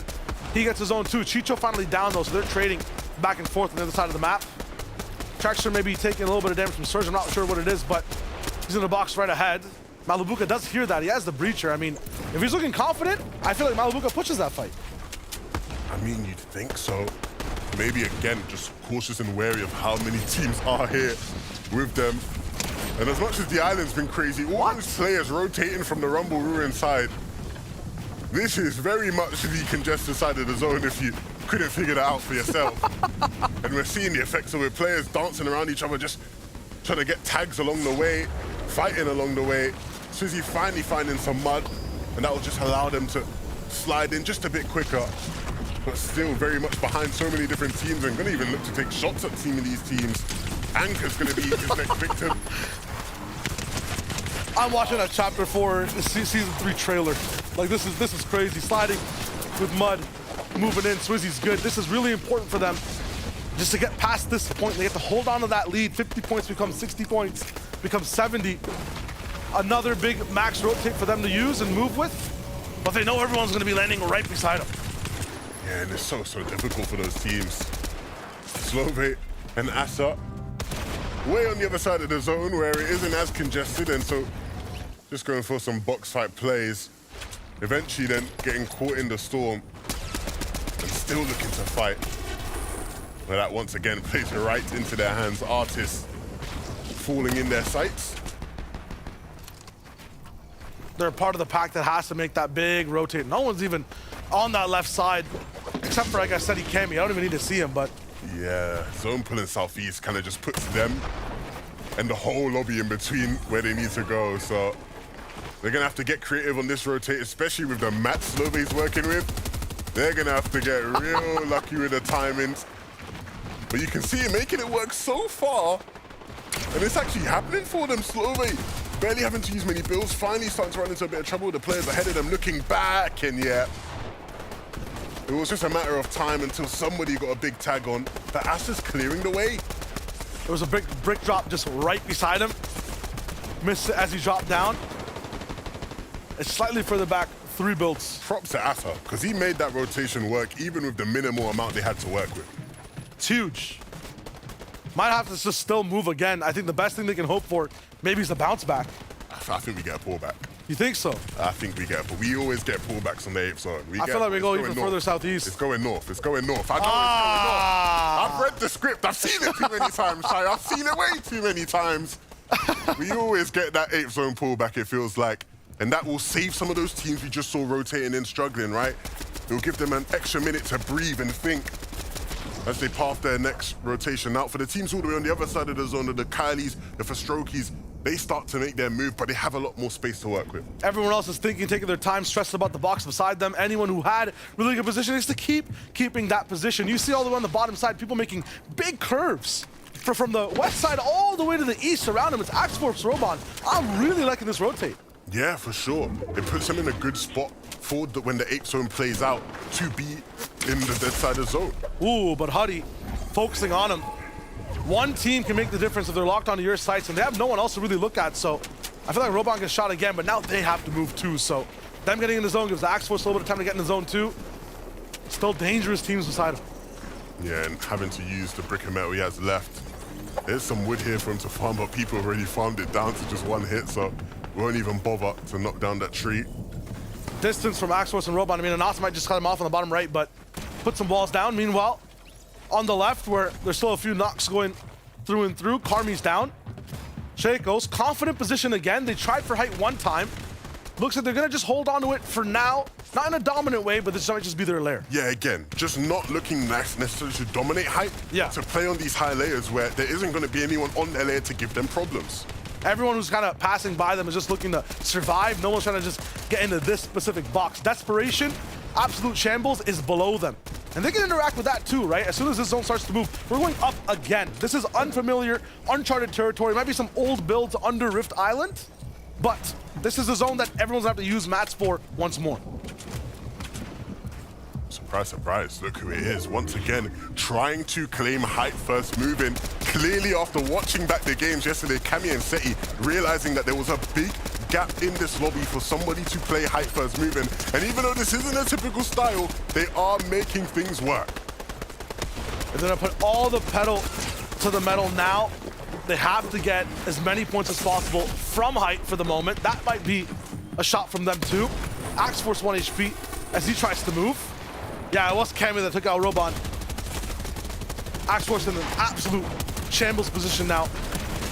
But finds a big shot onto goal to just keep it moving. Doesn't get the chance to go for the loot though, has to focus on zone. And if I was him, maybe I would have gone for it because, yeah, eventually goes down. Everyone's gonna be just absolutely bombarded down below, and there's so many little bit of layer switches on what natural low ground is. You gotta just keep watching out. Nice team beam from Swizzy and Putrick. Up top on height, Cammy and Seti have to do everything to get as many eliminations right now. They will run out of gas. It's tough for them to drop down and get refreshes. Need to convert on points very early. One of them has to commit though. One of them will have to go down and look in the zone. Maybe if they have slurps, pop a slurp, run in the zone, get some mats and get back up, because they can't afford what happened last game to happen again. You saw the pressure from Rift Island though, and what's happened earlier on in these zones. No one really has any mats. Awesome, beside a generator inside the water. He's trying anything he can just to blend in. Inside Malabuka's box, 1 HP free from Malabuka. No Thomas though, but I'm not sure if he needs him this time. The clutch, the drive, the movement from him is looking really good. Malabuka is so clean when he's in his element, in that flow state. And it looks like he's kicking in right now, wrapping back round into the zone, but there will be players there and up above. You see the height takes come through again. Cammy and Seti, they look like they're losing it all. Swizzy and Putrick have come for what is rightfully theirs, and it looks like they will be able to hold on. They lead the lobby, now they lead the sky, sitting on top of their throne above everyone else. Basically just one more zone to go here. Seti's still alive though, so he might have lost height, but the game's not totally lost for him just yet. Yeah, it does have those slurps to play around with. One splash, and the bandage is even being popped. So many solos in front of him, so all Seti has to do is just wait. Wait his moment, wait his time, the opportunities will be there. Malabuka running back into the storm, and they might collide at some point. He's wary of height, though. He knows there's someone behind him now. He's heard the breacher going off from Seti, but he won't really be able to do much with it. Yep. The timing doesn't work in his favor. Just 1 second to shoot, that's it. The med mist has to be held. Swizzy Putrick now, down below. Kali Fasroki, somewhere around them. Seti gets Malabuka inside the storm. More chances for him to keep moving. Swizzy completely out of gas. Seti might be rolling in from the backside to look for another shot real soon. He's going straight for height. Seti has height. 2 more mats too. Big shot from Kali though, and a return, but not enough for Seti. Kylie holds on at the cost of Fastroki. And now he just has to finish up the game. But look who he has to do it against. It's Swizzy and Putrick, and they're feeling mighty fine, mighty strong. This game has been so good for them. To even get to this point is just a sign of their dominance, why they've led the way. But Kylie will do his best to stop it. Takes down one, looking for the other big shot to win. No way! Kylie will do it! The 1v2! He should never win in that situation against the leaders of the day. But Kylie is Kylie. He is him. And he wins the game. From the clouds, lightning fast decision making. Double edits, blocks 2 shots off. He made it look perfect. Kylie, what a win. In his element, making it look easy. It looks like he's fighting in creative or something at the end there. Mantling up, takes down Seti, says, I'll take that height for free. And then the final 1v2, he had them pincered in. You could see them every step of the way, and they just weren't ready for him, Shayo. Not at all. I love the block offs too. There's just no chance. And Putrick and Swizzy did everything in that moment to stay in the game. That, I think, that specific game, day 2's game 2 is the definition of survival. No one wanted to go down. And after a tragic first game for Kylie and for Strokey to come back in game number 2 and win in that kind of fashion, that says a lot about their mentality, their resilience, their heart. Stylish, fantastic, an absolute flourish there from Kylie. I want to see the reactions of everyone across the world, but specifically 3 people who were on the desk. Guys, thank you very much. Kylie, if you are putting together a new highlight reel, just put the end of that on loop over and over again. What a finish to game 2, Mini. Yeah, fantastic finish. Just showing why we should really be looking at this duo. Because, of course, Kylie, what a solo clutch that was. Hitting huge damage shots and just blocking off other damage as well right there at the end. Perfectly played stuff. I mean, you don't often see solos going for height like that. But he did it. Excitement, confidence, domination is what we saw from Kylie in those last moments. But it's also what led up to that is the key to how he ended up securing that victory royale. Looking for height when it was the perfect moment to strike. And just like that, Kylie continued moving forwards. There's the quick high ground retake, taking a quick shot onto Seti, finishing him off, but was the most important was that 1v2 in the end. You should have seen the reactions we had from that clutch. I mean, taking down the leaders of this tournament. Kylie was not showing any nerves. Mini, supremely confident, but that also requires so much bottle. It really does. I mean, so many players, when they're in that situation, when you don't have materials, you need to try and find a refresh, they'll look down. They'll look, how can I try and make myself in that sort of low ground section? But he looks up. He looks up at Seti on high ground. He thinks, yes, that's my target. He's a solo. And he takes him out in fine fashion, of course, getting him enough refresh in that end game. He could have even gone even further. I think he dropped a med miss there as well. So there could have even been a longer heal off for him, but he just got it done early, which is great to see. Who else is looking up? Let's take a look at the standings. I'm predicting that we might see a little bit of movement here. Ooh. And Seti and Cammy jumping up 2 spots. Look, you can see again what it means for Kylie and his duo here to rocket up 14 spots to Carter. Yeah, really good for Kylie and Fastroki now in qualifying range for the Global Championships. But look at the difference between first and second. 466 points versus 356. Over 100-point different. But this is looking incredibly difficult. Yeah, we spoke about Swizzy and Putrick at the beginning of the show, and they did it first game. They've done it second game as well. They're just keeping on playing the way that they know how to play and the way that is working. I don't see anyone stopping them right now because not only is their Storm Surge mid-game so sound, it's also their end game sticking together, hip to hip. We saw it with Swizzy and Shimoki back in the day as well, but now Swizzy and Putrick, they're carrying on that momentum, they're carrying on that end game prowess, and I love to see it. You can see them actually taking out Cammy and Seti on the high ground. It seems like the roles have been reversed here, seeing Cammy and Seti up above and Swizzy Putrick kind of with a similar play style to what we'd see from Cammy and Seti with the same amount of consistency. I mean, from game 7 to game 8 to being first place after day 1 grand finals here on EU, this duo is just looking unstoppable. Do you think we're seeing more teams here after yesterday's play? They think, you know what, the high ground is up for grabs? Yeah, I think so. I think there's a lot more turnover of that. I think we're seeing teams that are looking up, you know, Seti and Cammy, of course, being one of them. And even Thomas and Malabuka having a really, really solid game right there. Look at that, jumping up 15 places. We said where were they? Now they're here. They're right back. Let's take a look at them in action. We found him. Here we can see Malabuka. We actually saw him clutching up in the last moment as well, but how did he get there with that legendary Mammoth pistol, taking those shots, hitting the shots needed to find those eliminations, find those refreshes, but also staying along Thomas HZ, the dynamic duo continuing strong. Yeah, Levin talked about it earlier as well. We haven't really seen too much when it comes to fighting from this duo in day one. Now they seem to be getting that confidence back. They seem to be getting a bit more stride in their step. I like it. This is exactly what we like to see from Malabuka. Of course, clutching up right there at the end. Huge elimination points, this duo. And it's been a little bit tough for them recently. They haven't been able to make it to these end games. So we haven't been able to see what they can do. They've had a lot of unlucky zone pulls. I know Malabuka's talked about that a lot. And once they do get zone, once they do get a few things going their way, they can pick up those refreshes. They're the results. Guys, you do realize that this is my first week on an FNCS, and they've given me so much power. Are you aware of this? Yeah. I'm about to do it. Maybe too much. Maybe too much power. I'm going to do it. You're going to do it? I'm going to do it. Do it. Do it. It's time for Storm Surge.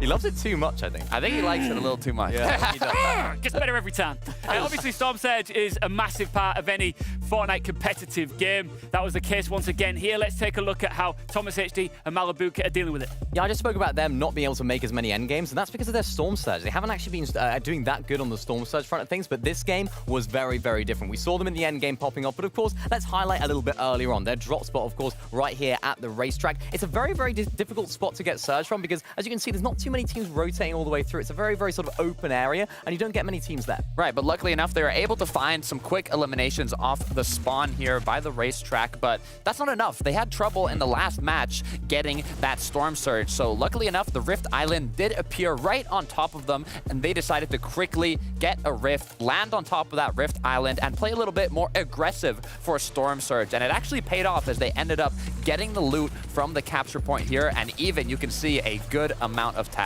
Yeah, we saw them doing this a lot at the beginning of the season, right the way in week number 1, and it didn't really work out too well for them. They were a little bit inconsistent, but why not? They're at this stage of the tournament right now. Their Storm Surge is not looking too great, so they're fixing it by going up to this Rift Island. You can guarantee that teams are going to be up there, and you can also guarantee that teams are going to be rotating down below, and we see that with Thomas HD with that dangerous mammoth pistol aim. I mean, I wouldn't want to be rotating below. Yeah, and we see Takata, despite being nerfed a good chunk, right? It's still lighting them up, isn't it? I mean, there's a reason almost every duo has the Mammoth pistol in their inventory, especially in the early mid game and even the late game. I mean, they've always got it. It's fun to watch, though, isn't it? I think it's been a different dynamic, hasn't it? But as a viewer, it's great. Yeah, it's great. I mean, I love the island fights. I think Thomas and Malabuka thought, right, we need Surge. We need to try and find players. Where are players going to be? It's the Rift Island. They're like bees around honey, and it's great. Yeah. Do you think that this time round, are we going to see Thomas HD, now they've found their feet, are they going to continue and start to go, hey, guys, we're back? Look, they're going to keep playing aggressive. They got that little light bulb above their head with the Rift Island appearing on top of them, but I know that, they might try and continue that aggression going forward in these next matches, and we know how confident they can be as a duo, so I wouldn't be surprised if they continue to get to endgame. One thing I'm learning here is that Fortnite moves fast. You are, of course, watching the FNCS EU Major 3 Grand Finals, and it is now time for game number 9. Yeah. Another glorious game on EU. I just have one thing to say, Helevin. Hashtag free the island. You know what I'm saying? Like, I want more island parties, everything out there. Free it up, man. Do you know what I'm saying? What we really hiding from here? Yeah. At the end of the day, everybody wants a party. I want a party. I know you want a party. You like Rift Islands? I love it. I love Rift Islands. They're lit. They're so much fun. More parties then. More parties, yeah. I mean, you saw Thomas Malabuka in that instance. You saw Tini and Misha. You can't even hide anywhere on that island. It's just nuts. Yeah, I think the big thing with Misha and Tini is that, like, at this point, everybody in that general area of the map where they're choosing their spots, they know their gimmicks. But we're familiar with your game now. You can't fool us. Every single door, we're going to be ready and waiting for them to be hiding on the other side. And we see it cost them in that game. And it almost just sort of meant that there was a delay, a lag in their game plan where they were sort of just trying to catch up to where they used to be. No, absolutely. Towards the very end, there was even more action. Now we start over back at the beginning in game number 9. And the best part about that game was just Kylie's domain expansion. This man knew every single pixel that was moving from high ground to low and just finessed the entire last 4 eliminations. It was so much fun to watch. We tune back in though with business as usual. Honestly, business that's just chaotic now. I've seen this fight too many times. I want Pablo Bevis to switch it up, get inside that castle. That's exactly what they're gonna try to do. I don't think Pablo actually landed up top, so he goes down low. Ooh, spray in the way. 7 HP, he gets to live to see another day. Pablo Bevis might be here to play a game. Chenkos, some minis. I see a pickaxe, and yeah, does have a weapon. 2v1, Pablo low. I think they both share about almost the same amount of HP. Weapon's about to be let loose. They actually go off the other side, window towards the right, and then once again, a distraction for Pablo to bring it forth on the left. They are here to play their 3rd game. Eureka! Finally, celebrate. Pablo Wingu and Bevies finally get to play a game. And for a moment there, it didn't look like it. I thought Pablo was about to go down. When he ran straight through and Shakers Skybeam was waiting with a shotgun, I thought it was wraps. But like you say, man, it's their third game they get to play, and hopefully they make it a good one. Hey, if you're Pablo in that situation, never back down, never what? Never give up. Never back down, never what? Never give up. That's what I'm talking about. He didn't continue with the spray. I don't think this duo should either. Thomas, Malabuka, one good game. That's all it takes. It's all it takes from them, one good game.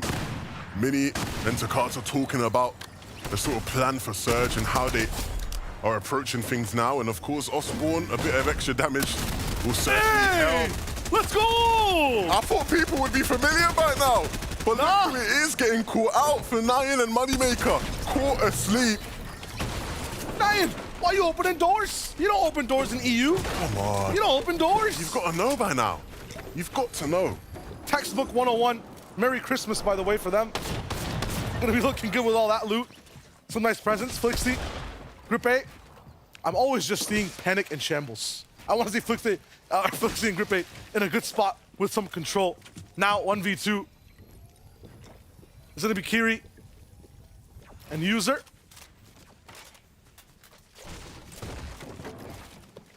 And they're gonna be patient here as Flixie has to back up. No control, no power from up top, so no chance for him to continue the fight. Starting on the one wall that has no cone on it. I like that from User. They're gonna keep it moving. Yeah, Flixie and Grippe not having the best of tournaments, and they are a team we will be watching at the Globals. They have qualified already, so we want to start to see them showing off what they can do come time for Global Championships. Kirito and User pick up a nice pair of limits there. Noticing an update too, I mean, we're seeing some crazy clutches from the likes of Kylie. We're watching nice aggression and surprise, door openings from Misha and Tini. But every single game, Swizzy and Putrick, yeah, they're in that end game. They're in second, third place. 100-point lead is even great in it. Yeah, sure, it hurts to lose a 2v1 for the potential victory royale, but at the end of the day, they still get second place with some eliminations. It's just stretching their lead even further. And we're starting to head to that point in the competition, Shai, where if they have one more good game, you're looking at it going, okay, it's a fight for second now. Yeah. Because these guys are not letting up at all, it seems. Yeah, they're not at a grand ball. This isn't a high-function dinner. There's no butlers with, silver cutlery giving these guys the entire game on a plate. That last game, they had a crazy rotation that Swizzy was expertly maneuvering through, and then eventually go for a hype take, then get knocked off of height, then still secure second place. I mean, they're really fighting for all these games. You might be saying, maybe they'll just have one bad game. They're moving through bad circumstances, moment after moment, day after day, which is huge. Nathan Jakey's want to do that too. I see 2 eliminations on the board for them. How did that happen? It's a Blurfire.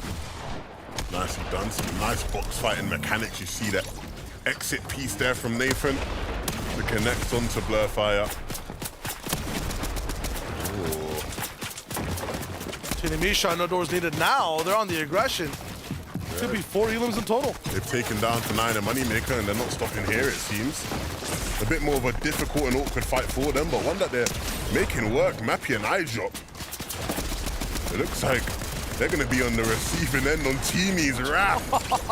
Brute forcing his way into the box. Those are the kind of plays only controller players can make, but he will take advantage every single time. It's crazy, man. I feel like they probably have like 400 HP. Guys are moving in, getting hit for 160. Still don't care. Still keep shooting. They just know their shots are going to hit. That confidence is what you need to play in that fashion. Also, Slove, that last game, very good on Surge, about 400 above when we tuned in. Didn't have to go for finicky box fights right now. Close range. It's wrapped in an Os next to them, box to box. They have a split in terms of attacking this fight. But overall, I feel like I've seen them get a lot of their Surge from long range, so this might be slightly new, at least this day 2 of the tournament. It's nice to see Snazy and Podesai also inside that top 5. We're talking about consistency. It looks like they're finding their groove to stay in these games each and every single round. This fight, though, is starting to get close and personal. Slove A little bit more of an investment. Owning the roof and the floor. But this fight is just a bit too split apart now. Has an angle on the backside, Slove. Not gonna be able to see. Strapped body for body. He's gonna get down low in here now. Asa completely by himself. Could get jumped on by Strapped and Nas any second. Big shot though, so now Slove can really start to get crazy with it. Move up close when his once. Ooh, punished there by Anas. He doesn't let anything slip past him. And that really does change the tide of the fight. They went from being the ones that were getting pressure to now being the ones that could really control the tempo. Looks like they'll be able to get the finish as well, yeah. Knows exactly where Slove is, so Asa's just gonna dip. Doesn't want the smoke with these two. Gotta stick to the game plan, I feel like, for these guys. I know they got the flapjack too, so maybe that's why they feel confident in taking these closer box fights, but they were looking so good in that last game when they just stayed really far away, had a big base, and just had pot shots on people. That being said though, you know, the zone could be in different places. Might be difficult. This is how it all started. A free shot only for 30 damage.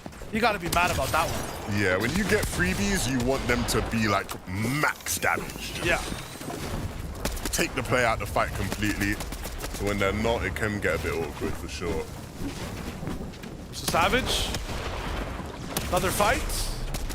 On the bottom right. Ooh. Okay. Horny. Wow. Savage, I was literally about to say Savage is about to lose this fight. Like, it was looking raps, but... You didn't say it. I'm glad I didn't. I wanted it like a hater. No hating here. Now I can just lie and say I always backed him to win. 100% since day one, bro. Yeah, since day one. We woke up in the merch. 200 IQ, you know? That's what it's all about. So it's all about. Trulix want to use a little bit of that smartness. Saw them go down a bit earlier, I believe, in that last game. Nice. That's a freebie. That's how you do freebies. Yes. Now you leave. I feel pain in my heart every time I see someone lining up the perfect mammoth shot from behind. You know, they hold it for like a whole minute, just lined up, and then they miss. It's the most painful thing to me, like, in the world. So anytime you get to see it and the person hits the shot, I'm just happy. It makes me feel good. If someone's aiming in for that long, my ears deserve the shield crack sound effect. Right? If they don't get the shield crack sound effect, I am sad. 100%, man. I'm with you on that. Another cash for Thomas HD and Malabuko. Things are looking good. That loot will go a long way. The slurps will allow them to play a bit more free. What aside by himself? Nah, just for now. Controlling some space near the Citadel. Look at that lead, 110 points for Swizzy and Putrick. Leaderboard update on the top right. To catch up to this is just gonna be difficult. One more game, or maybe even a VR in this one. Might be calls for Raps because they have just once again gone through so much adversity and just overcome it in the worst possible zones. I don't know what can stop that duo now. There's Pink, Vico. South side of the zone near Frenzy. Patient fights, patient fights. Yeah, this is one of those tough runs, right? When you're fighting for a cash and you're sort of trying to claim the space around it. You know, you're trying to obviously replace walls, replace stairs, cover as much ground as possible. In this case, it's probably going to be Vico that has to do a lot of that work. Pink actually getting a cone in, that's not bad. UK Ping working out for him. Typically, it's the Germans you want to really see there. Trying to claim all the walls. That's why Vico's going around all these different sides. But still, Kylie and Verstrokey, they're the ones making it happen. Two Germans better than one, I guess. Well, obviously, German Ping, I guess. No. They're not all German. Vico's Austrian, right? I think Kylie's like Turkish, maybe, or something. I don't know. They're from somewhere. They're from somewhere, you know. They're living, they have internet connections, and some are better than others. That's how it goes. Yeah. That's how it goes. It be like that sometimes. Still side by side. Everyone's just kind of reeling from what's just happened.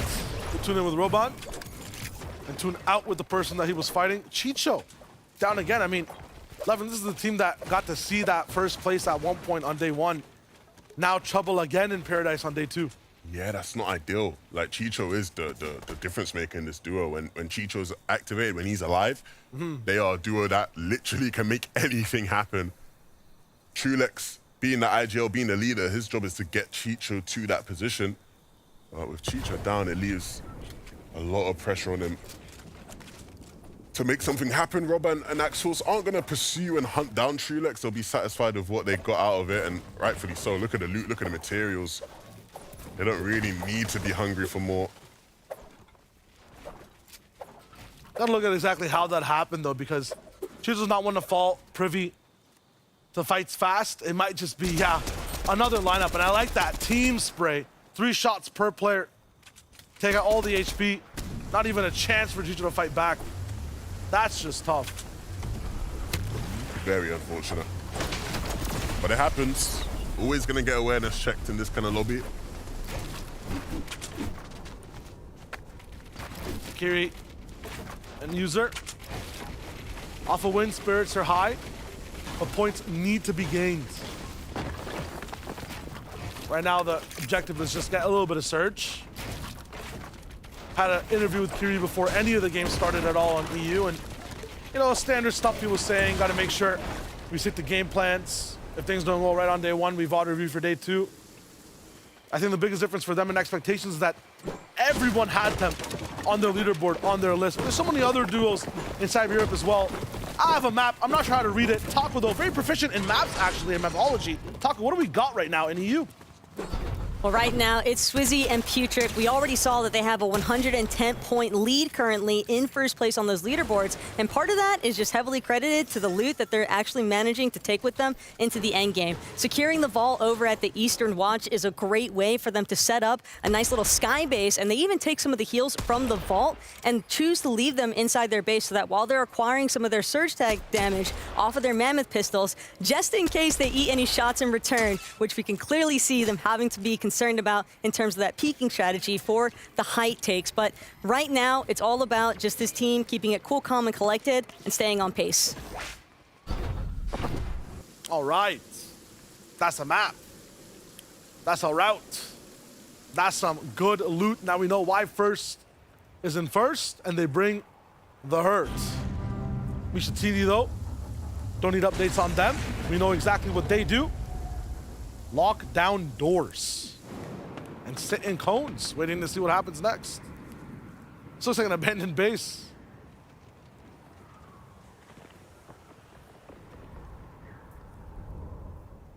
Just chilling. Absolute vibes here. Waiting for anyone to pass by. Meanwhile, across the map, Trulex by himself, still trying to get Chicho back in the game. Reboot that frenzy a possibility, but there's so many teams around. Man might just get beamed down. Yeah, getting Chicho back up in this game is looking harder and harder as the seconds pass. He's eyeing up the reboot, but he does see Pink there, dancing around it, which is making him a bit more cautious about just running in willy-nilly. Are you a no man left behind individual 11? Me and you are in the EU FNCS. Are you playing the solo game or getting me back in all costs? I'll be real, my brother. I'm out of there, bro. I'm gone. Like, you can watch me. Like, you can watch and enjoy the view, bro, but I'm gone. Especially in this kind of lobby, reboot, it's not happening. It's true. It's tough. Which is why I respect when teams are able to pull off reboots. It's such a difficult thing to do. That was good timing for Trulex. Everyone's kind of just passed by. Pink might turn around if he hears it. It's a little bit of... He's building up, I think, to try get like some view of it. Yeah. Yeah, they're both trying to get up. Yeah, they're ramping up as well. They're ramping up. They're already waiting for it to happen. Oh, man. Ooh. Did he survive? No. Yeah, Vico got him. Yeah, I was about to say, like, Vico got him. And now they'll just look to 2v1 Trulex, if possible. Trulex is sort of wrapping around. I don't think they know exactly where he is. Yeah, they think he's behind there. No, he's not there. He's lining up a different shot on them. Not going down without a fight. Trulex still trying in this one. Ooh, big shots too. Gotta back Vico up. Pink has to take the forefront of this fight, but now Vico will just wrap up again. Might lose his shield. He'll never lose the fight though. And that's a nice coup for Vico. And Pink, that's the kind of thing they desperately needed. Problems with Surge yesterday meant that they haven't performed quite as people would have been expecting. Swizzy though, he's performing up to par, and he's trying to keep showing us that here in this fight. Putrick putting in the heavy damage though, and that's Slova and Asa that get moved out of the way. When Swizzy and Putrick come knocking, man, you really just gotta run at this point. They are on an absolute tear this weekend. So consistent, some of the best loot, really good games. Might take a team like Teeny. It just might, but it looks like some of these teams are about 100 points behind. The way they're playing, they still need some form of miracle. They play so good to catch up like that. Still good on Surge. Teeny Misha at least have freedom in this game to do whatever they want to do. Right now, they're just waiting out the time for Zone to actually come to them. A little bit of a late rotate turning into Paradise in the half and half.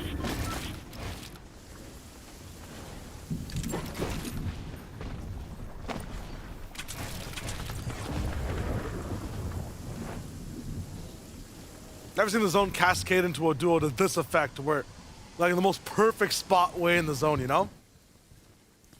Sometimes things just go your way, you know? You just have that weekend, things go your way. Yeah. Okay. You were right in saying that Malibuka definitely just found his flow and he's online on day 2. Definitely, that's what we've needed, man. Individually, both of these players are just top notch, right? At any given moment, they can put on the kind of performance that makes you think, is this the best player in the world I'm watching right now? And a lot of the time, you'd be correct in saying, yes, it hasn't quite been that way this weekend, but finally, Malibuka with a big showing. Abominable Axe Force. Very different from some of the games that they have total dominance and control, but I think it's just zone-based for these guys. It's not in their favor. They're just playing catch-up a lot of the time. Still, game's not over for Robon here. He can try to make it in and see what he can do from this point. Some heals still available. One box fight he could try to force or dive in. Yeah, very zone-based. You'd be right to say that. Yeah. Even last game after the winning, right? Kylie, his first tweet was, just give me the zones. Give me some more zones and I'll keep on performing.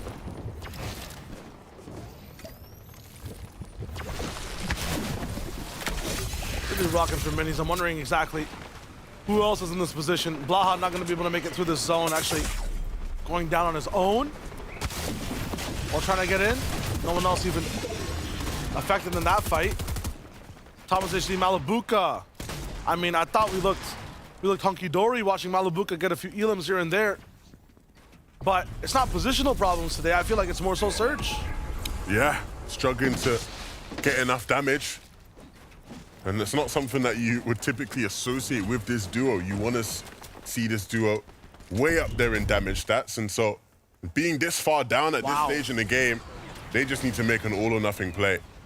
We've seen some of the great players in EU make these kind of plays in grand finals. I remember a couple seasons ago, Tayson doing it in their Major 1 win.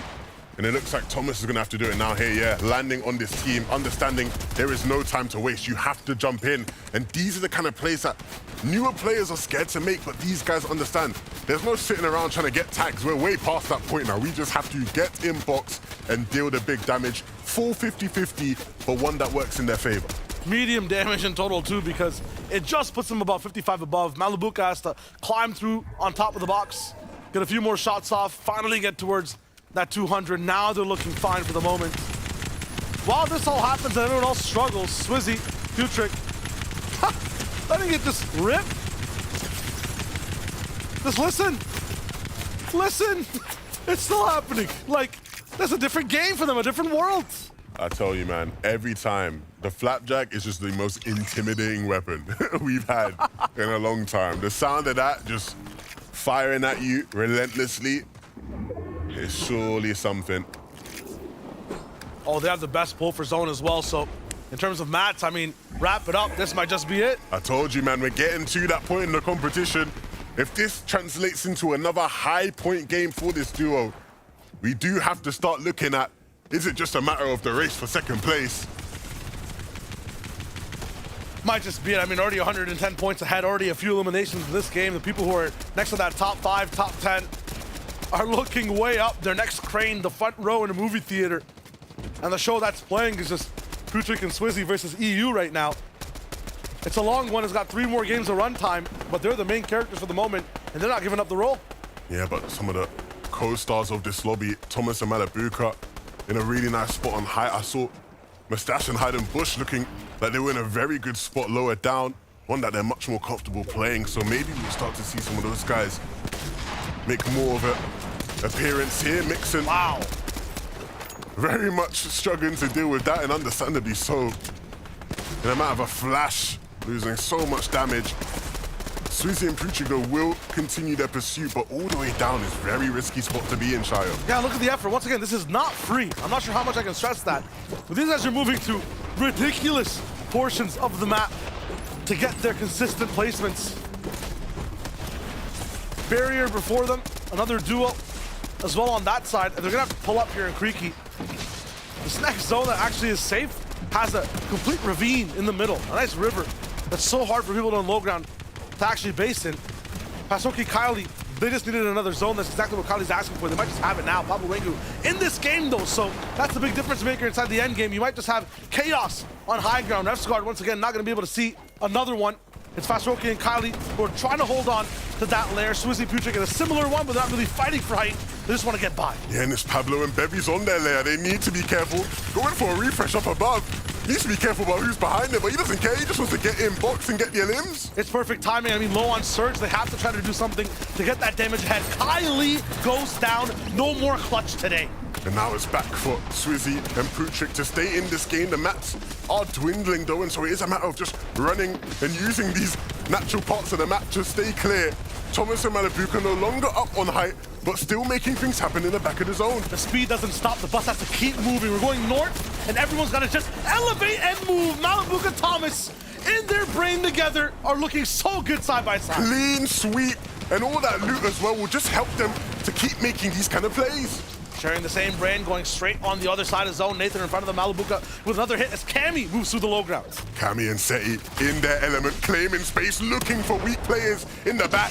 And Malabuka and Thomas fall into that category, but it's Trip that's trying to take the fight to them. Malabuka is ready to more solo action from Malabuka, and he's putting on an absolute show. Slips and zones galore. He can keep this moving. Up top though, Pablo Wengu, Bevy's turning their basically third game in EU into a big one with height control. Swizzy moving through it. Putrick finally down. They make another top 10. The placement just keeps rolling in. And with no materials, desperation kicking in, fighting through builds that are not his. He is just rolling that dice until it rolls a 6, and he's looking, he's searching. He'll find it. There's still players around him though that he has to be careful of, but Swizzy's managing to find a way here. More mats, all good. Boxing is boxing. He sees the aggression, absolutely just turns the other side, turns tide and keeps moving. He's back, and his shots are hitting. It's enough to make a difference. He clinches 7th place. And Vox now has to do it alone because DKS has fallen in all that chaos. He doesn't have the materials though. Down in the swamp, Vox, nothing, and he's almost pseudo-drowning. Misha in front of him, dodge shot again. Teeny up top, he's left alone for his lonesome. Misha's a big shot, and Bevy's takes him down. Bevy's fighting 6 wars on 2 fronts. He gets so many elims, 11 for the duo, and they're not stopping. Down to Fox, last elimination, 2v1. It's just too good. Bevy's is looking fine. Pablo with the pressure, he goes around on the right side. Big shot, but it's just a scratch on his back as he climbs to the top in game number 9. These guys are ridiculous. They've only had 3 games they've got into play, Child. But in the 3 games they've had, they have averaged more points than anybody else within a 3-game period. They are an absolutely unstoppable team when given the chance to play. But we just haven't seen it enough because of the off-spawn situation. Still though, marvel in the glory of this game. A game where they didn't really look like the biggest competitors to win until the very end. It's nuts. Grasp on EU. It's theirs if they're able to make it past that fight. This is just ridiculous. Every single duo, track, shots, never miss. A 2v1 perfectly broken down towards the end. I'm telling you, everybody in this lobby should be very thankful that Skydoon and Shakos are contesting them. Because if Pablo Ringu and Bevies were uncontested, they would have won FNCS with ease. It just would have been over for everybody else. Because these 3 games, we've got to watch them play. Game 1 and Game 2 on day 1, and here now, game number 9. Unbelievable Fortnite. Different type of dominance, built different is basically, I think, their definition for this entire FNCS, but I believe there's so many more specifics to break down. We reacted to it. I want to see some more from Ian and the guys on desk.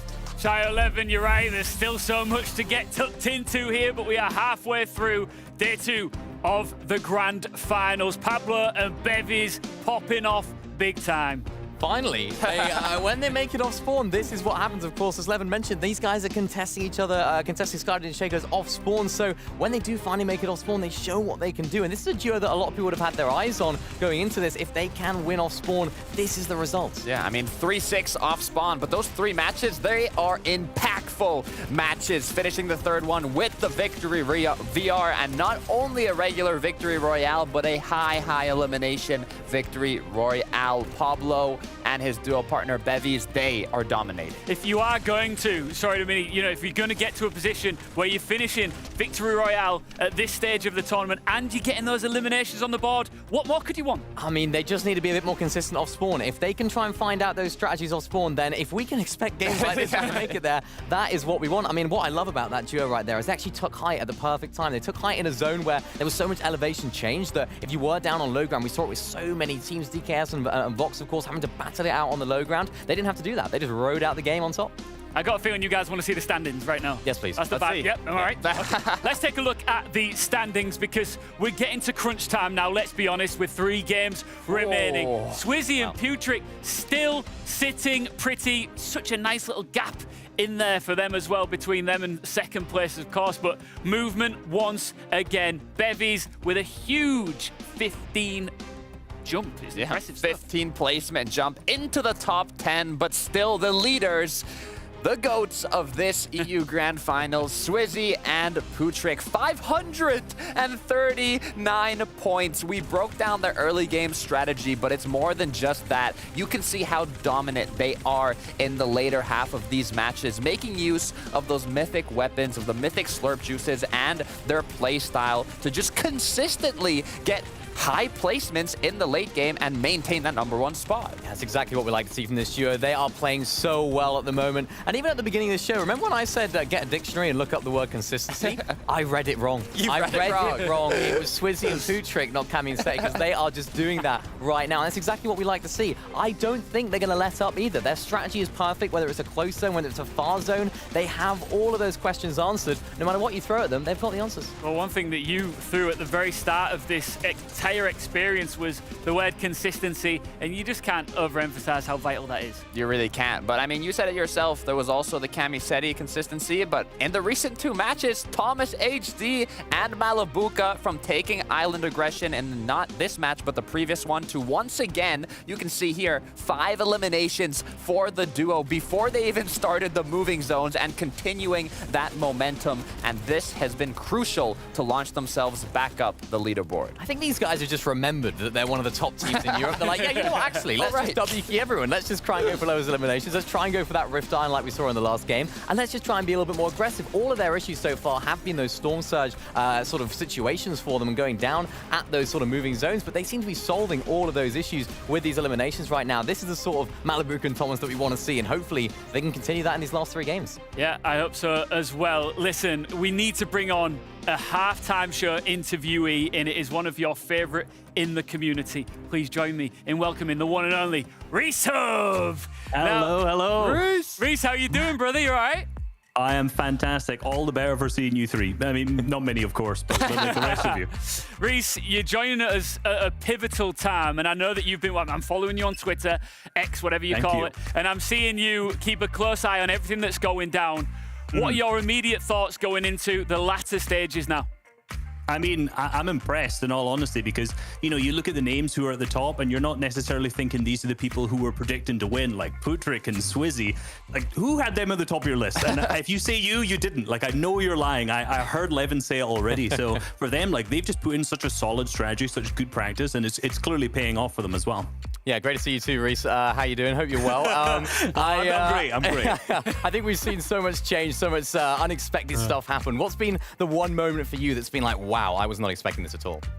I mean, I would just say, if you're saying one moment, I would just say straight up, just like Tina and Misha's entire existence in this lobby, you know? I think like their entire game plan is something that you would only see in this chapter, right? It's like they go from mid-game objective, like trying to rat around on some like other team, to their combat cache, to another mid-game objective, to then to the loot island, to the other mid-game objective. Like if they don't get one, they go to the next, then they go to the next. So I think that's like definitely been the standout moment as something that would literally only happen in like chapter 4. I love it. Now, Reese, you told us a bit of the unexpected. I know that on Twitter, you like getting key moment breakdowns of what happened during the matches, but if you had to make a prediction to what is going to happen in Game 10, what do you think it's going to be?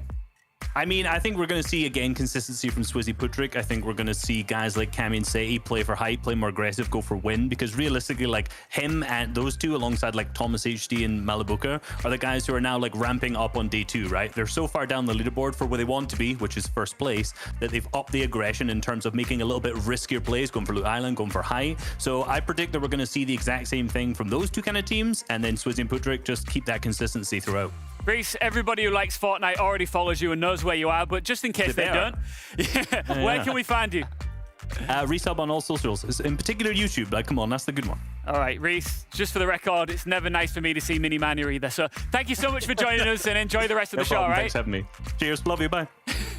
It's always nice to get that extra analysis from big brains who love this game. I don't know when he's sleeping because I know he's keeping tabs on NA and everything else in between, and it's nice insight, right? Yeah, it really is. I mean, he makes a great point, of course, about Misha and Misha. I'm doing it. Reese has got it in me now. Teeny and Misha.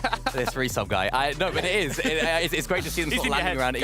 But they're like dropping around in different locations and just intercepting teams' loot paths, which is what's getting them above the surge. It's what they're getting all their maps from. They're just letting all the other teams do all the hard work. I mean, literally every game, basically, they've switched up their drop spot. We see them just, you know, sitting on a chair inside of a house, waiting patiently for their opponents to walk in, and they're getting it done.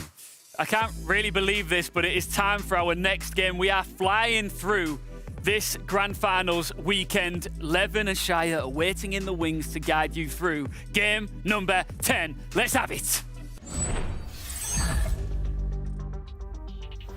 Game number 10. I mean, if it's anything like the last 3, I am gone. It is done for me. I mean, this is just nuts, Levin. Every single game, a brand new thing. For the most consistent, Putrick and Swizzy up top. Yeah, you can't call it. I think the thing I look forward to now as these games start to wrap up is, can we see more from Pablo, Wingu, and Bevies? Can they win off spawn? Because we know if they do win off spawn, we are going to get a shot. Absolutely. So everyone else in EU is just praying that Shaco Skydune hold these guys in, lock them down, because if not, we're in big trouble. Yeah, very, very big trouble if these guys get a chance to play out the game. Of course, as well, seeing Misha and Teeny roaming all around the map to all those different objectives is certainly a bunch of fun as well. So let's just hop right back into it, right? Who wants to wait? Not me. I want to jump right back in. And as we jump in, I think what we'll see first, of course, as we do every game, is that battle at the Secluded Spire. Who's got the better drops this game? Going to the Spire. It looks like Pablo Wingo's slightly a little bit higher than both players on the sides. No spawns up top. Down below, just a bandage. This is where it gets interesting. Ooh, no spawns. Unfortunate. Chest. There we go. SMG going straight through and down. Bevies, low HP, but I think he just has that nice little 1v2 situation. Nope, it's just a 1-for-1 afterwards. Spraying the box, 13 HP. Shakos has to go down. This looks like it's Pablo Wingo's. It should be good. Not really chasing just yet. Yeah. Do not speak too soon, Shayo. Shaco's nothing left in the tank in terms of mats. The maneuverability is good though. Pablo making sure what's up. I was about to say that's not his wall. It's over. Ooh, HP check. Okay, it's almost up to full, but that looked too close. That looked very close, Shayo. But that's good news for me and for you and for the lovely people watching, because we get another game of Pablo, Wingu, and Bevies trying to push themselves, push the boundaries of what can be done in the FNCS. They are somehow, after only getting a chance to play 3 games, in the top 10. That I don't think is heard of, right? In general, like in this caliber type of lobby, I don't remember the last time any team was like that. Pablo Wingu, though, it's not for free. We saw this once. Saw this once yesterday. It was actually Shankos that fell to it. The latent sky jump invasion, and Pablo's not going to be inside this game. Akira, sky jump, run it back. I know I said I wanted someone in the lobby to not let this happen, but I didn't think someone was going to actually take me up on that. Akira and sky jump. The console legends have come in and just said, nah, Pablo Wingu and Bevies, enough. We can't allow you to do this no more. And that is heartbreaking for Pablo and Bevies because there's not many opportunities they get to actually play out a game from Secluded Spire. They don't win that Oswald battle often. And now the one time they have, all down the drain, back to the lobby for both the Secluded teams.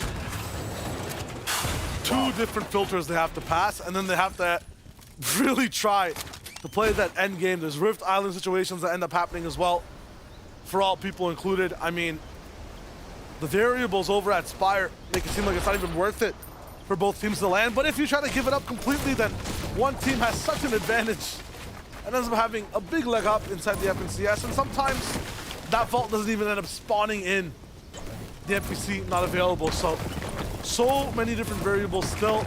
A top 10 for an insane team in terms of Pablo Wingu and Bevies. Meanwhile, more fights break out across as composure seems to be going out the back door in EU. Everyone electing for these classy box fights. Kiri, comms active, shots being taken at the right times, but not really being hit back and forth by either team. Pressure now as these two play defense, but one edit will make all the difference. They're looking for shots again. Not many builds on Kiri's side, so he's looking to get aggressive and turn the tides of this fight soon. Tough one, right? Because he doesn't really have many builds to play around with, so it's gonna have to be putting that shotgun to use soon, and I think he knows that. That's why he's going for these different shots where he can.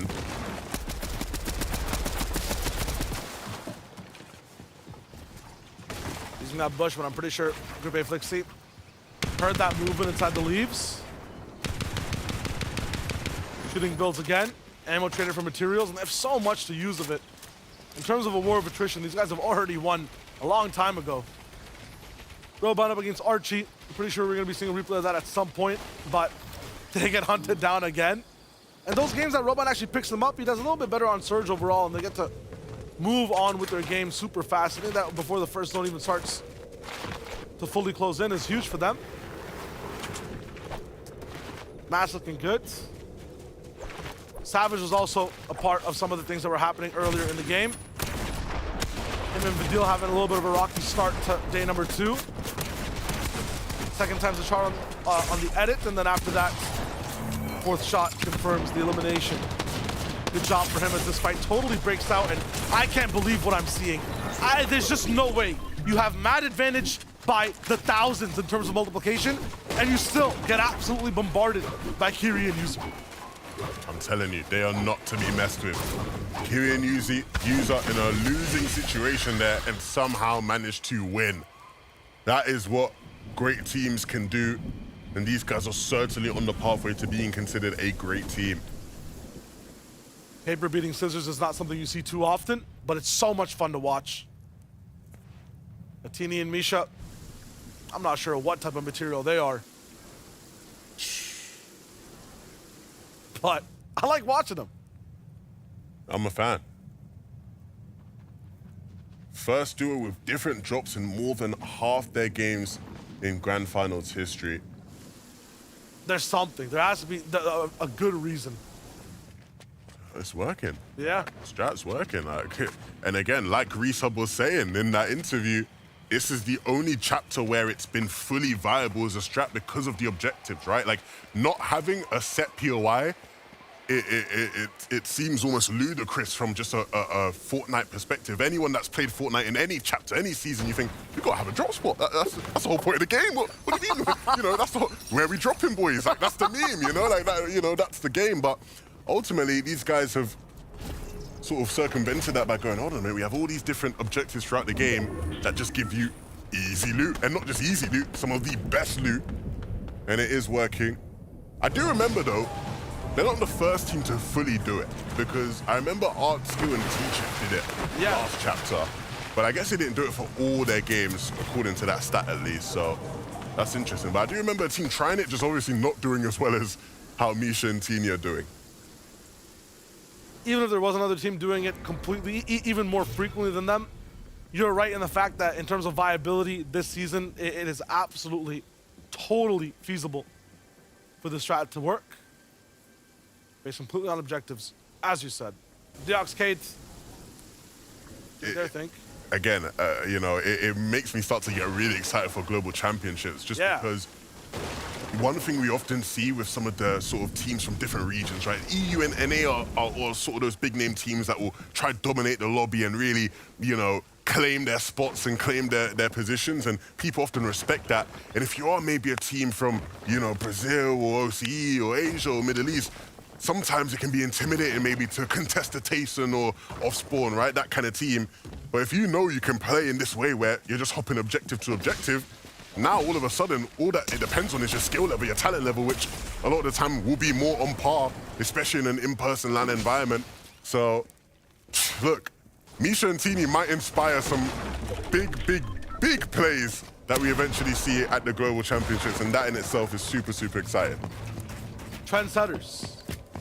And hopefully objectives stay all the way till that point too, so then it is viable. It will just get taken out for globals now that I've said that. That's one of the most interesting things, right? Is that there's so many people that are qualified like through different metas entirely. When it comes to globals, what does that look like? How is that even determined? It'd be so much fun to see. I think we've seen the effects of that this season with some of the teams who people expected to do well and haven't. Yeah. Where like a meta can just completely knock the wind out of a great team. So yeah. That's what we thought.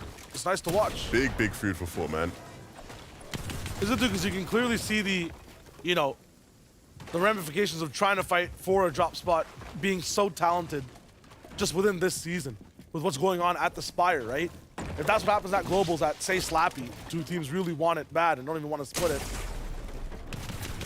the best fans sometimes won't even win. Third party will come in. Classy fight though on our screen. I mean, we've been talking through it. Not even the Hide on Bush Big Pump Classic is enough to bail him out this time. Yeah, we've seen Hide on Bush in those kind of situations win out at times. That is just part of what makes him so great. But in this case, him and Mustache weren't ready for Diox. Oh! Yeah. The sneaky plays, man, they're the ones that get ya.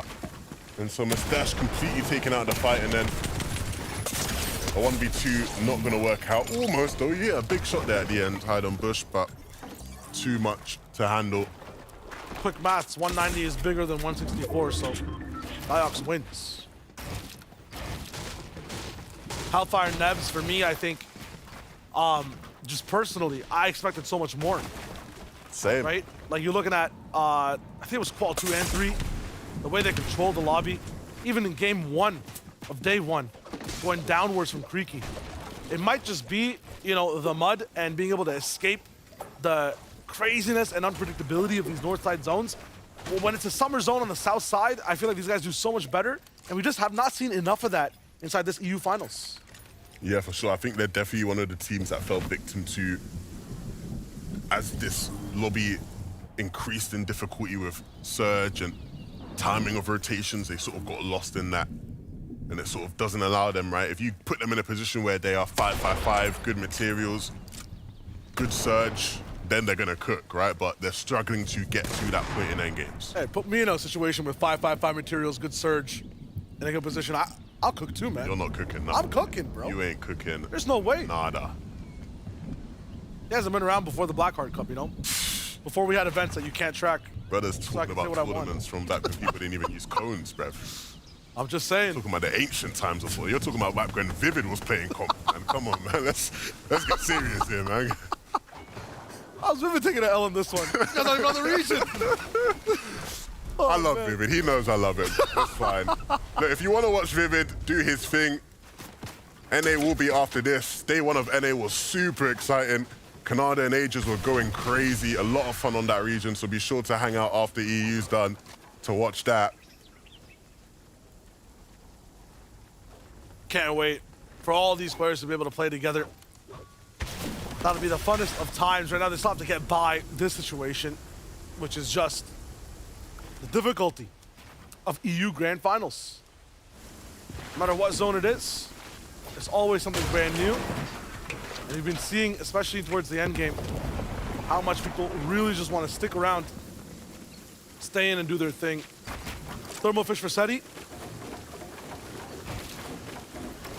Not seeing much on it just yet.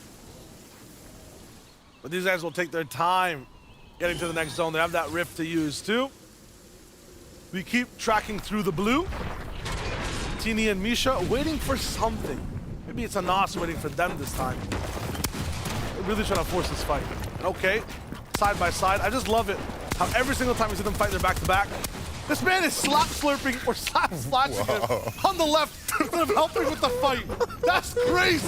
I've never seen so much confidence in your friend to just be like, yeah, keep going, man. You got this. That is the kind of teammate everybody needs.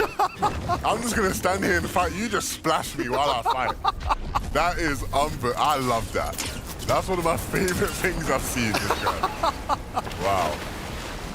Oh, the tracking on that on Tini too as he tries to leave the Citadel. Stopping him in his tracks. His heel's gone now. That's Putrick. Watching him walk by. I mean, these guys are so stoic, poised. I feel like it's just mentally on a different level to everyone else in the way they approach this game. Nothing can faze him. Yeah? You know what I mean? It's like he's seen it all. He's been there, done that. He's like, yeah, it's just another day. It's just a championship Sunday. What's that? That's every day for me. I am just a champion. That's how he feels at heart. Yeah, I mean, so many people in the grounds to try to be that type of champion. Takada, the expert of the podium. What do we have cooking right now? We got a lot cooking, Shayo. Thomas HD, Malibuka, you saw they were almost 400 damage above Surge, and in the first 2 games, they were having a lot of trouble with Surge. So what did they change up? You can see Malibuka quickly using those hollow keys to get that Breacher shotgun, but instantly, once they finish their Luth path, they continue to rotate out and look for those Surge locations, basing up in positions that they're not usually basing up at, constantly looking for opportunities, even making use of the natural mobility, the mud, to continue rotating quickly, going for their combat cache, looking for all the new angles possible to continue getting that Storm Surge, and like we saw, it is working. Man, Takada has the nicest smile, bro. You just gotta love it. That info too, we know exactly where Thomas is coming from. It's gonna be sick to see exactly how they keep it going. Chulex, Chicho didn't have as much inside of the house as to how their game started, but they're also 450 damage above. Cool to see the story of Thomas though, right, Levin? Yeah, man, I'm rooting for those guys, man. I want to see the curse broken, so the better they do, it doesn't look like it's going to happen. We'll see, man. You know, just a few more games still left. They got some chances back half of day 2. Golden Anchor, I think we had a little bit of a piece on them on the pre-show. That's what they could do, where they need to be, and based on what I saw on day number 1, we're doing really good at going back and forth with a few teams. Yeah, Mini broke down sort of how they were able to traverse really tough rotations, right? The kind of rotations where you're going all the way to the other side of the map from where you land. And so they've shown that they could do it yesterday. Today, a far zone will be one that they're familiar with. Try to keep running on that. No tripping for ref's guard. And that's been a pattern we've kind of been seeing for both these players. Unfortunately, just not really having the cleanest games. Moving towards the backside of day 2. Anchor and Gold. We'll see how they roll. Finding ref's guard, interrupting that med kit, and now he's put on an ultimate timer. I mean, I don't think Anchor sees a teammate, so he might identify this as a solo situation. Gotta be careful how much you indulge in dip into the sauce of that though, because there are other people looking to eat on the right side. Big Vico. Little slurp plant, good for him. Keep him moving. Gold spending a lot of time inside the zone and hasn't really healed himself up just yet, so They'll be able to hit that group splash and get it as fast as possible on the right side. Zone moving towards the top left though, so they'll have a long ways to go. I don't think any of these players can stop moving. Misha and Tini as well have to just keep it rolling. What heals do they have? Medkits. We're actually delving into desperation times now. These guys, 10 slurps to 2 medkits. How far they fall? I don't know, man, but all I know is these guys are cooking. Yeah? They're still cooking? These guys are cooking, man. I just like what I'm seeing. All right. I'm seeing low surge, though. I ain't worried. It rises, though. Some other people go down. Got the apples. You see low surge, and then, like, we're just going to fast forward, and they're going to, like, come fourth or something. Yeah. They're cooking. I'm impressed. Doctor's scared, too, in general. They had, like, 4 apples there. That's, like, 4 days of just protection. All those PhDs. Fast Roki, Kylie. They look like what we saw on day 1 from Golden Anchor, you know? Being a bit more disruptive, going through a lot of tough situations. But at the crutch of clutches, right? It's not just organized duo type gameplay. We saw some nice takes on height with these guys, but when it comes to execution, it's one of them really popping off. Yeah, I think that might be the problem, right? Yeah. The game where Kylie obviously clutched up, it was like, you know, they were happy about the zones they got in that game, but they still had to be a clutch to make that kind of game happen. So in games where they're not getting zones, it's like you're seeing them in positions like this where they are just, you know, very much struggling. To be fair though, this is a ridiculous zone. Like this specific zone in this map is the utmost northern point that we can see past Brule Bastion. If the game is making you go past Brule Bastion, sympathy. You get sympathy from everyone that's watching. Because this is not easy for anyone to be able to roll with. Oh, players should be used to it though. This is very similar to game 2 on the day. Game 8, I guess. We've seen, you know, half Shady, half Glacier. And Misha and Tini actually rotating in really late. They'll step towards their next portion of the game. Right now, they're just taking a pit stop right here to rest. Let's see what Kiri has in the back as well. We saw them struggling a little bit at the beginning. Had to force a few fights and then got their surge up. Okay. That's just some damage though, right? Ooh, it's a knock on Volko. Kiri is just, he is something, isn't he? Yeah. I love it. I love the emotion, man. I'm liking the development of his personality inside this FNCS, 100%. Sure. Ooh. Been around for a little bit. Yeah. Swizzy taking out Seti. Ooh, some big dogs fighting out here. In terms of who has height now in the very beginning, that'll be up for grabs. That's full Elam.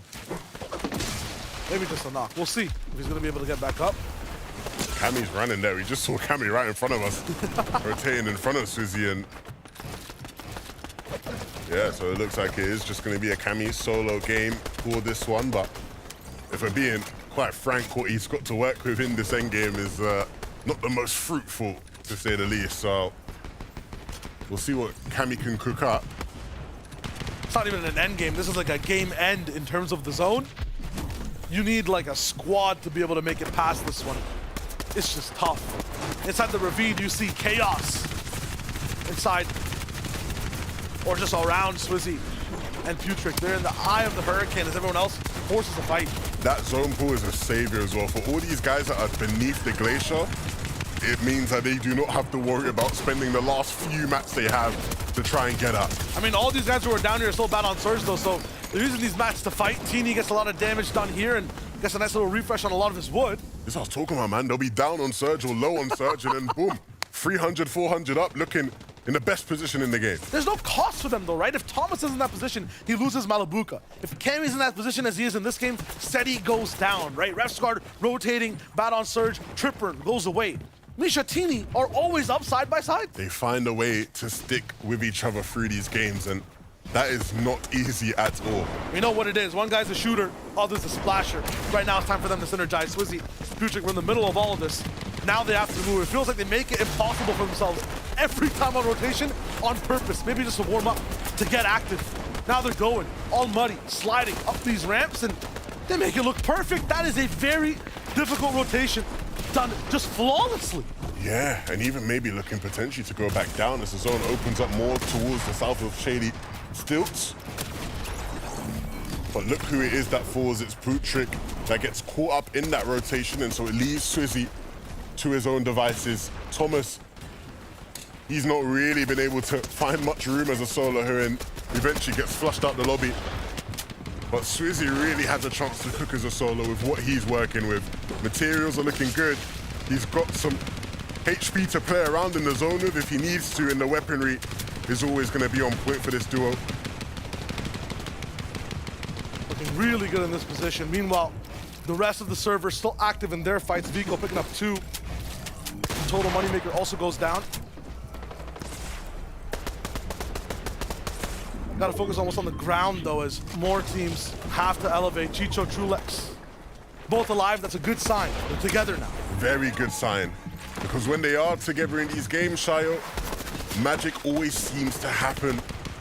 And Chico doing a very good job of blocking this back there. Needs to start catching up, though, with Trulex, as he's just sprinted forward. Ooh, Swizzy down. Yeah. Kiri activated.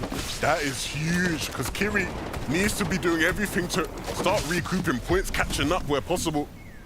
And that is a great opportunity to do so, taking out some of his biggest competitors. Chicho did not make that slide down, but Trulex is actually picking him up in the middle of this rotation. Zone will eclipse him, I think, as this locks in. 10 seconds of timing and position loss with your teammates still in the game, and it's Chicho. You need him in there. Clutch player makes it happen. Trulex has to get him to the next position now, and he has to keep up, though, inside the right box. Pull back. Ooh, and they have to go back towards that wall. Godwin over there took a lot of damage. He's not going to edit that one again. Matt's looking real low for Trulex. I don't think they have anything right now in terms of builds, so they have to lock in towards the fight. This is so scary. Builds that aren't theirs. They literally were just fighting a team here. And as this goes down on low, Swizzy gets another pick on the Seti again, so that's going to be completely going down. We'll keep rolling in and seeing exactly what happens next. Chicho back up on the backside with Trulex. Has some Hellfire in their boxes side by side. Kiri up front in a very good spot as Clownski rolls at the sky. Yeah, and it's going to be an easy time up there for them. They're not really going to get much vision onto players beneath to be able to get the elims they want. It's just all about holding on, making sure there's nobody there to take height from them. It's going to be tricky, though, because it's just getting higher and higher as the ground drops lower. So Clownski and Grols, as you said, will have such less interactions with everyone. I don't even think elims are possible from this high of a layer. So Grols starts to go down. Kiri and his duo user are looking up, though. They are playing on them higher layers. And finally now starting to find their feet in this game. A refresh there in the zone. And now trying to top their way back in. They spot Hellfire running in. And they're going to try to put an end to his game. Focusing up. Everyone is so far behind zone. If you don't have splashes, you're going to go down. Kiri going by a wall. Double edit to reset. And then gets past the 2. He's working against his own teammate in this situation. And still landing shots. Clutch situation for Kiri, though. On the right side, taking beam. Still landing big hits on the corny, but he gets that down. And this is where Pink and Vico want to be. They're the ones that gatekeep the zone. But now getting stuck beneath. Running out of mats as well. And it's all about the players above them who have it. Clown and Grows, an easy game where no one's really contested them. And so they can just now sit down and spray as much as they can. Pink still in this game. Hellfire trying to run in after he lost Nebs. And it's going to be about those two fighting it out below. Pink picks him up. And so now the 2v1 for Pink to try and make some magic happen. More mats on his left side. Chooses not to get that brick for now. Crouching on the backside. 200 metal to use. Big shot denied. Clownski rolls up high, win that game. Pink did his best, and he did big damage onto the duo. But unfortunately, he never was a match for them. They were just too stacked up above. And like we said, during the first move in zone, it was just so easy for them. Just had to top out, a bit of pressure here, a bit of pressure there, but nothing too crazy. Look at all these slurps. No wonder they were able to big chill like that. There was never going to be an issue for them with all that loot. It's nice. The win condition for a difference of thousands, tens and thousands of dollars on the day. They're going to be shooting up the rankings, doing really well on that win, and they wanted that win off the rip, right? Could have done so much more to stay down, get some more elims. So big shout out to Grols and Clownski on game 10. Textbook gameplay. Yeah, in the double digits now, this is where things start to get serious. If you can have these kind of good performances, the difference is going to be crazy in terms of the money you're going to be making. And so they will be having a big, big smile on their faces after that one. You mentioned double digits. We only got 2 more games to go. So tossing over to Ian to see what else we got lined up in store. Lev and Shia, thank you very much. You're right, money talks, and we're at crunch time. And when it gets to crunch time, you've got to bring a Taco into the mix. Taco, how you doing? Welcome back. Feeling pretty good. I mean, it's been a fun day so far. Did you expect this duo to come out on top in Game 10? After seeing what they did with the height overtake, yeah, that was just an excellent height advantage that they played out entirely, and not really a whole lot that the rest of the lobby could do. We've seen so many teams getting suppressed in those lower layers. Yeah, we did. It was Vox and DKS all the way up on height. They got chopped, and it was a perfect high ground retake. Had a really good time because, of course, they had so many of those slurp juices. They're just able just to expend those and, of course, expend the materials that they had as well. This is just absolutely perfect stuff. Using, of course, those flapjack rifles just keep applying that pressure down below. I mean, look at his ammo. He has so much he can just keep raining on down. And the other thing to keep in mind as well is that this opportunity was provided by the fact that we saw some of our heavy hitters higher up on the leaderboard not be contenders, essentially, for the high ground. I mean, we've seen Swizzy and Putrick up there time and time again, but as we know, had an earlier spill earlier on, getting Elim opened up the route for Growls and Klonsky to essentially take it. Yeah, fantastic stuff from this duo. It makes it entertaining for a neutral watching along, isn't it, when some of the big hitters do drop out earlier on, because it means we can see some different duos that we haven't necessarily seen up top really perform. Yeah, I mean, Pink and Vico, one of those teams that, of course, did end up performing well right there. We saw Pink just trying to clutch up as much as he can. Getting a second place for those guys is really, really good, because that was a really difficult zone considering their drop spot as well. It's a very north zone, and they land quite far to the south, so it's good to see them starting to perform under difficult circumstances, but it's a little bit too little too late potentially, or can they clutch up?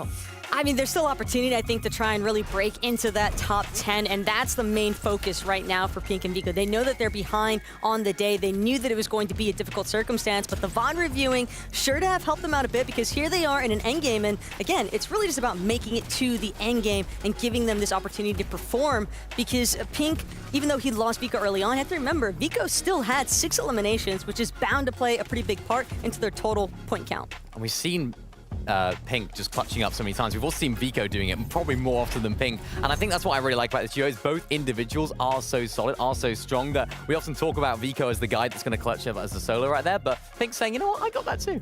Yeah, and I mean, you alluded to the top 10. Here it is right now. And let's not forget, you know, there are some teams in the mix that have already qualified for global championships, but in theory, the top 10 positions, it will filter on down. It's vital that you make it, and we've only got 2 more games to go. And again, look at Vico and Pink, though, up 7 positions. They have successfully infiltrated the top 10 of the leaderboard. And it's not even just the prize pool, it's up for grabs. You have to remember, it's that contention for globals, and Pink and Vico aren't qualified yet, so they definitely want to hold on, and they definitely want to keep going up. And even Kirian and User as well. These guys are doing fantastically well, moving up 3 places. Of course, that now puts them in the qualification range for the Global Championships. And that's what it's all about. It's not too late yet. There's still 2 more games to go. There's still time. And listen, if Swizzy and Putrick drop early again, anything could happen. And that is exactly what happened this time around. Let's just touch back on that one more time. Yeah, I mean, when your front runners are going down this early on, a lot of other teams will start to catch up, will start to get those points, and very, very rare from this duo. I was very surprised to see them go down at this point, very uncharacteristic. Maybe nerves are having a part to play because this is a pretty good zone for them. We've seen them performing different circumstances, and I wouldn't say this was a more difficult circumstance than before. And again, it was really definitely a tough spot for Swizzy to ultimately be left in, losing Putrick, but it's difficult when you're trying to make those rotations. Sometimes you just get that little bit of an overextension that takes you one moment too far, and by then it's already too late. Even if your surge is looking good, you've got to make sure your rotations and the positioning keeps up. I mean, ultimately, there's a lot riding on everything that's going down here today, and of course, when you're at that top upper echelon, to maintain that level of pressure is not easy. Let's look at another front runner in second place, Trulix and Chicho. Yeah, fantastic duo, of course, moving up 2 places. And they've been sort of consistent today as well. They've been managing to make their rotations pretty well. And again, this isn't an easy zone for them to rotate. So looking good, looking for those refreshes. And even towards that end game, we see them here with 1 elimination, which is very, very rare to see a team in that top 6, top 7 with only 1 or 2. And it just kind of is a big indicator as well to the fact that they're just being really smart about how they're actually moving through these layers, because again, you know how many teams are going to actually be trapped inside those mid-ground layers, a lot of congestion being forced as well because of Growls and Klonsky basically forcing everybody to those lower layers and just sticking it through. And again, the way those moving zones are pulling through some of the natural terrain also pose a pretty big issue for these teams. Minnie, there's been a certain duo that has been dropping here, there, and everywhere throughout the entire 10 games so far, right? Yeah, they have. Yeah, it's. I mean, we alluded to it earlier on. Of course, Teeny and Misha, they've been dropping all over the place. But I want to highlight that. But we need a name for this little thing. What should we call it? Drop swap. Drop swap. You taking credit for my name? Oh wow. Oh wow. You're doing me like that. Almost as if we pre-planned it. Drop swap. I mean, they are landing absolutely everywhere. Yeah, they are. I mean, this is really something we haven't seen before in an FNCS Grand Finals. Even in some of the lower level lobbies in the weekly finals, we just don't see this at all. And we can see them highlighted right here. Of course, those yellow X's where they've landed multiple times. And we can see just the distribution. They're not landing in a similar sort of area. They're going all over the shop. Nah, it seems as though they've really just done a lot of VOD reviewing themselves, though, because this is a strategy that depends almost entirely on knowing other teams' loot spot rotations. And the fact that they're able to interrupt so many teams' loot paths while still finding a victor around the process marked by the current yellow X on the map just goes to show that they've definitely put in their homework to make sure that this method can work out for them. Yeah, they are. And it's one of those sort of teams that I think they're one of those fighting teams that can definitely do it. Not many teams can just sort of sneak into your loot path and then end up taking you out, getting all that Storm Surge, because a lot of teams like plan this drop spot. They plan around their Storm Surge strategy. They plan their rotations. But when you're landing almost every single side of the map, you can't rely on the prior knowledge. You can't rely on what you know because it's going to change every single game. And I think that's what's most impressive about this duo is no matter where they're landing, they're still finding success without any preparation, it seems. And like you said, Taco, this yellow marker here is, of course, where they picked up the dub. Yeah. But it does make you extraordinarily unpredictable, right? Definitely unpredictable, but at the same time, the whole lobby has got to be watching their bags. We've seen a couple of teams get cut off and elimed in the process, but Misha and Teeny, they're definitely on the prowl. How have we only got 2 games left? How have we got to this point that quickly? I'm having the time of my life. Great. I know we've got Last Chance Major and all that to look forward to, but this is crunch time, as I keep saying. This is where it's pivotal. We've got 2 games, the penultimate game. If you are in that lower deck a little bit towards maybe 11th to 20th and even beyond, this is where you've really got to pop off. Who's taking this one? Anybody's game, really. Swizzy and Putrick, I don't think that game's going to set them off guard. All right, for the second to last time this evening, we are crossing over to our amazing casters. You know what time it is? It's game 11. Let's get on the bus. There are just 2 chances remaining to lock in your spot, not just for the Global Championships, for this Major 3, and what a major it has been, Shayo, all throughout the qualifiers. All these players making plays leading up to these last 2 games. There's been a lot to figure out, but we've seen some crazy, crazy things. So much to watch. The best clutches we've seen. Interesting power duos. We're only allowed to play 3 or 4 games for 2 days, and just fun stories of people winning at doors. I mean, this EU FNCS, I feel like has been the most special we've seen so far. A lot of surprises, right? We're not gonna act like we predicted it to go this way, but I think very good surprises. And so as we head into game number 11, we'll see if there are any more surprises to unravel as we wrap things up. Miniman is saying there he believes Swizzy and Putrick will hold on. I'm with him. I think they've been so dialed in. I'm gonna let you finish. But Pablo and Bevies are the best duo of all time if they're allowed to play the game. And we'll see if they're allowed to play the game, right? We got a chance to see it. Do they win this battle contested at Secluded Spire? They did last game and then got cleaned up by Akira and Skyjump. Oh! Pick up the shotguns this time. No! A quick little dodge, but the shotguns are in hand. I'm surprised they didn't go for the chase. Ooh. Mammoth pistol to Bevies. Another one that Pablo blocked. Shotguns here, but they know the danger. Wait. Knock for knock, and another one. Good for Pablo. Not done yet, though. Where's Skyjump? That's a big question, right? It's not done. Awesome Fight is not finished. The good thing is, though, is that Bevies wasn't finished. So yeah, the revive can come through, and they'll be ready for anybody that comes to third party. Oh, I assume he's cooking. I drop down, map down. He's defending Creaky like it's his hometown. Yeah, he's making it that. See exactly how that happened. Yeah. Cena taking the brute force of it. I drop taken out. Whoa, big shot. Nice slides. They gotta come back. I mean, there's a bunch of teams that are, you know, maybe middling or they're down right now. We'll see if they can actually bring it back. Look at Misha and Teeny. They're playing off the map for the moment. Another new spot to check out. I mean, if it works, keep going. Untouchable. The ghosts of Fortnite. You can't stop them. They go anywhere they want to go. You guys are ready for the fight this time. Skyjump Akira trying to interrupt, but this is a different Bevies. A different Pablo Wingu. Trying to get close and personal, but this is just very similar. It's just kind of a off drop, one loot, available fight. Big edit, nice mammoth retake on the wall, but not gonna be found past that 1D defense, and double walls up top that are controlled by Bevies. Skyjump has that mid wall though, and another one too, so in terms of chassis, been able to actually push up the pawns. Bevies though, as a king, you can't stop him. No checkmate here, but big siphon. As Skyjump basically queens himself, now he can kind of move wherever he wants to go. Pablo though has mats. He can still rock this. Alex for high ground is on a timer. Stops the res once again. Picks up an extra weapon, maybe for just a bullet. Anything matters right now. Skyjump's loadout. Packs a punch though. Baiting the res once more. Pre-fire shot denied. Pablo needs something else here. Flapjack in tow. Shotgun's there too.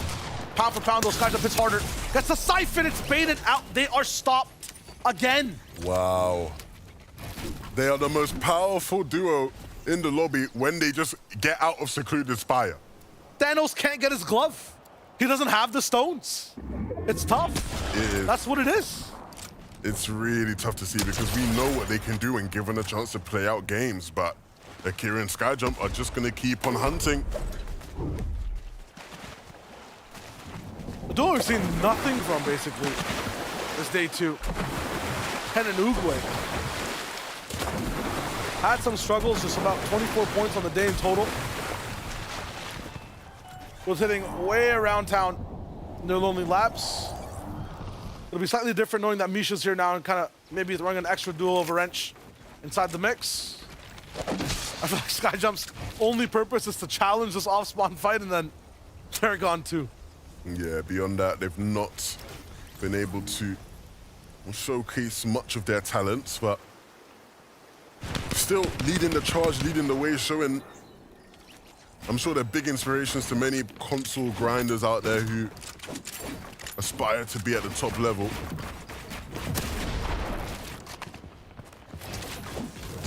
This will be a big comeback for Nebs and Hellfire as well.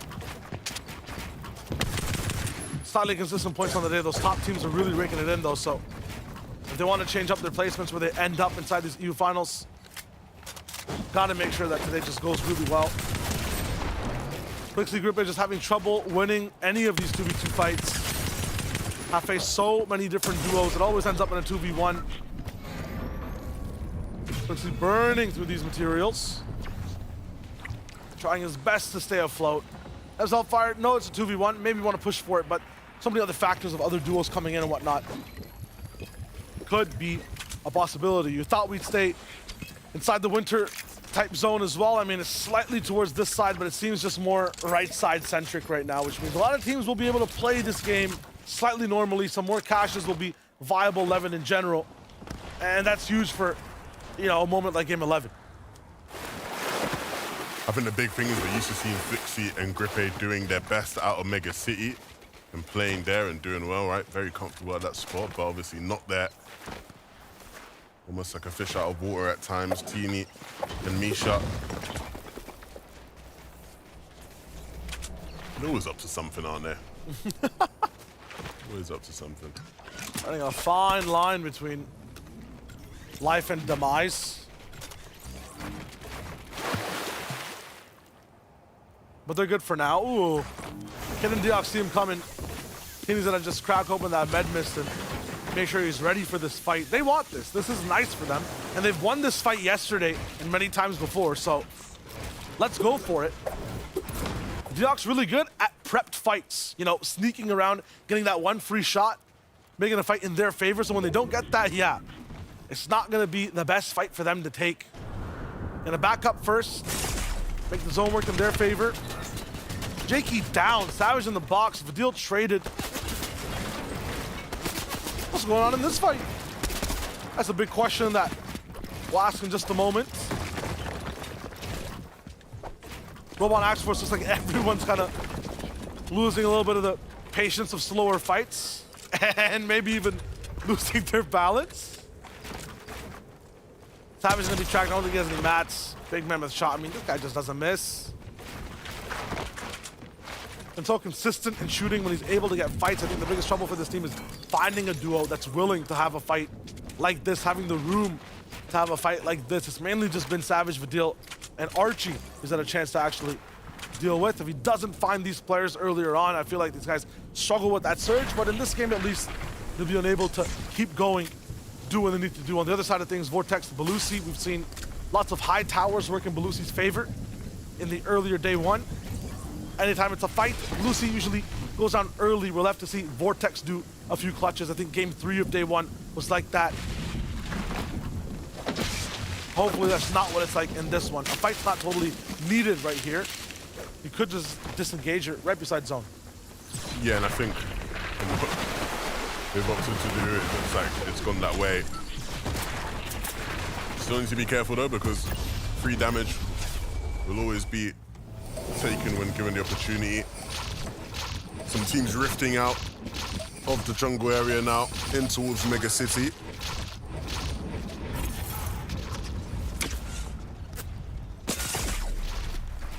Arden and Tropex have done a really good pivot this entire FNCS Grand Finals to actually have playable games all the way up till game 11, right? We were expecting this to be a brutal 50-50 off spawn against Refsguard and Tripper. Up till this point, have been really good at just playing their own game. I mean, you've seen how tough it is with Surge and the end games we've been seeing so far, so they have to make sure that the games they do get to play, they get as many points as possible. Pink and Vico, I'm super excited after that last game, right? Yeah. Spoke to Pink after yesterday's performance, and the main issue they were really having is that they just weren't getting to endgames as a duo. Right? We saw a bunch of Vico as a solo moments yesterday. The first game, we see them as a duo in endgame. Pink's able to get second place, right? So these guys can stick together. Silly little small mistakes are the things that are stopping them from getting there together. And if they can iron those out, they will climb in these last 2 games.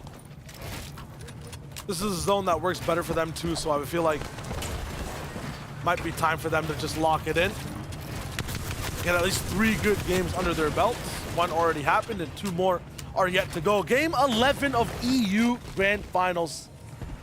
Last major of the year as well. We have a last chance major coming up, but in terms of official majors that have numbers attached, this is the final one.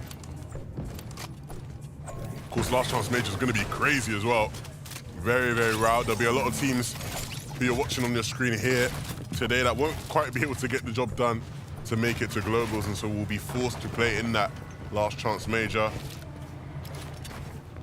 6 games too. Yeah, I mean, that's like where tensions are real high. Yeah, for sure. But I think that's also where we see sort of the teams who've got it or not, you know? Yeah. Who's got that clutch gene. That's what it's all about. Refsguard the first to fall now. Clutch gene non-existent for this game. But it's not his fault. I feel like this is just off drop. It's the zone. Tripper left alone. They have struggled though in this FNCS. This has been rough for the duo. Yeah, I think at times yesterday they showed us glimpses. Yeah. Their ability to maybe be a force in these games, but I smelled the little Stevie Stacks coming from them, you know? Nice reminding of old times of how both those guys played side by side, but not on the same team. Am I tripping? Might be tripping. It is what it is. Strapped, Anas. We'll move on. I think Strapped has been the most surprising out of everyone in this entire FNCS Finals lobby, right? First FNCS coming in, looking so good. More on him in just a second as Takada has a very important message we cannot miss.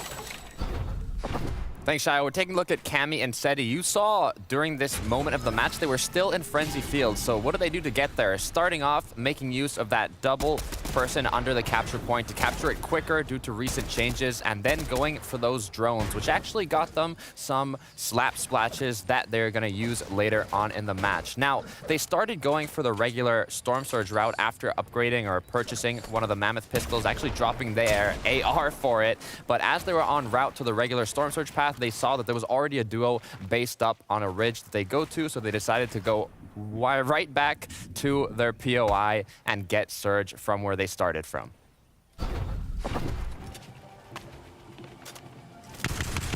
And Cammy, of course, still a big threat in this tournament for the potential first place. And so we'll keep our eyes on them. Teeny. This is a bit of a switch up, right? We're used to seeing them together. We were bigging that up last game, Shio. Yeah. Very different. Yeah, he's going to have to go for the reboot now. Is he a guy who reboots, or is he a guy who just, you know, makes a brother watch? I mean, under these circumstances, you probably should be thinking about a reboot. I don't think it'd be impossible. Does he have the facilities for that is the question, because zones are closing ink, and at the same time, this man is running out of builds. And in Uruguay swam their whole way around Lonely to get to this spot. Rift Island is also spawning, so contesting those big points. Grols, Clownski, they're here. From a win to a position of getting even more points again. We'll see if it's possible for them to turn game 11 their way again. Ken's not letting this happen for free. Another team comes in towards Rift Island, and now actually it shoots them from way far away. Now they gotta be careful as to what they open and what they don't. Also, loot's already down. Grols has got this. Trapped at the top because of the cone. Love to see it. Not too many people here. It's such a awkward spot for the island to be. I feel like this is the least populated. We'll see it all major. Yeah, I want to go back to game number 8, where it was just like 20 teams up there, man. Like, where's that gone? That was fun, like casting 2 end games at the same time. Do people not want to like get 15 points? Like, come on, guys, like 15 points for free. Think about it. Right now, you have a certain amount of points, and you could just add 15. Like, hello? Like, am I missing something here?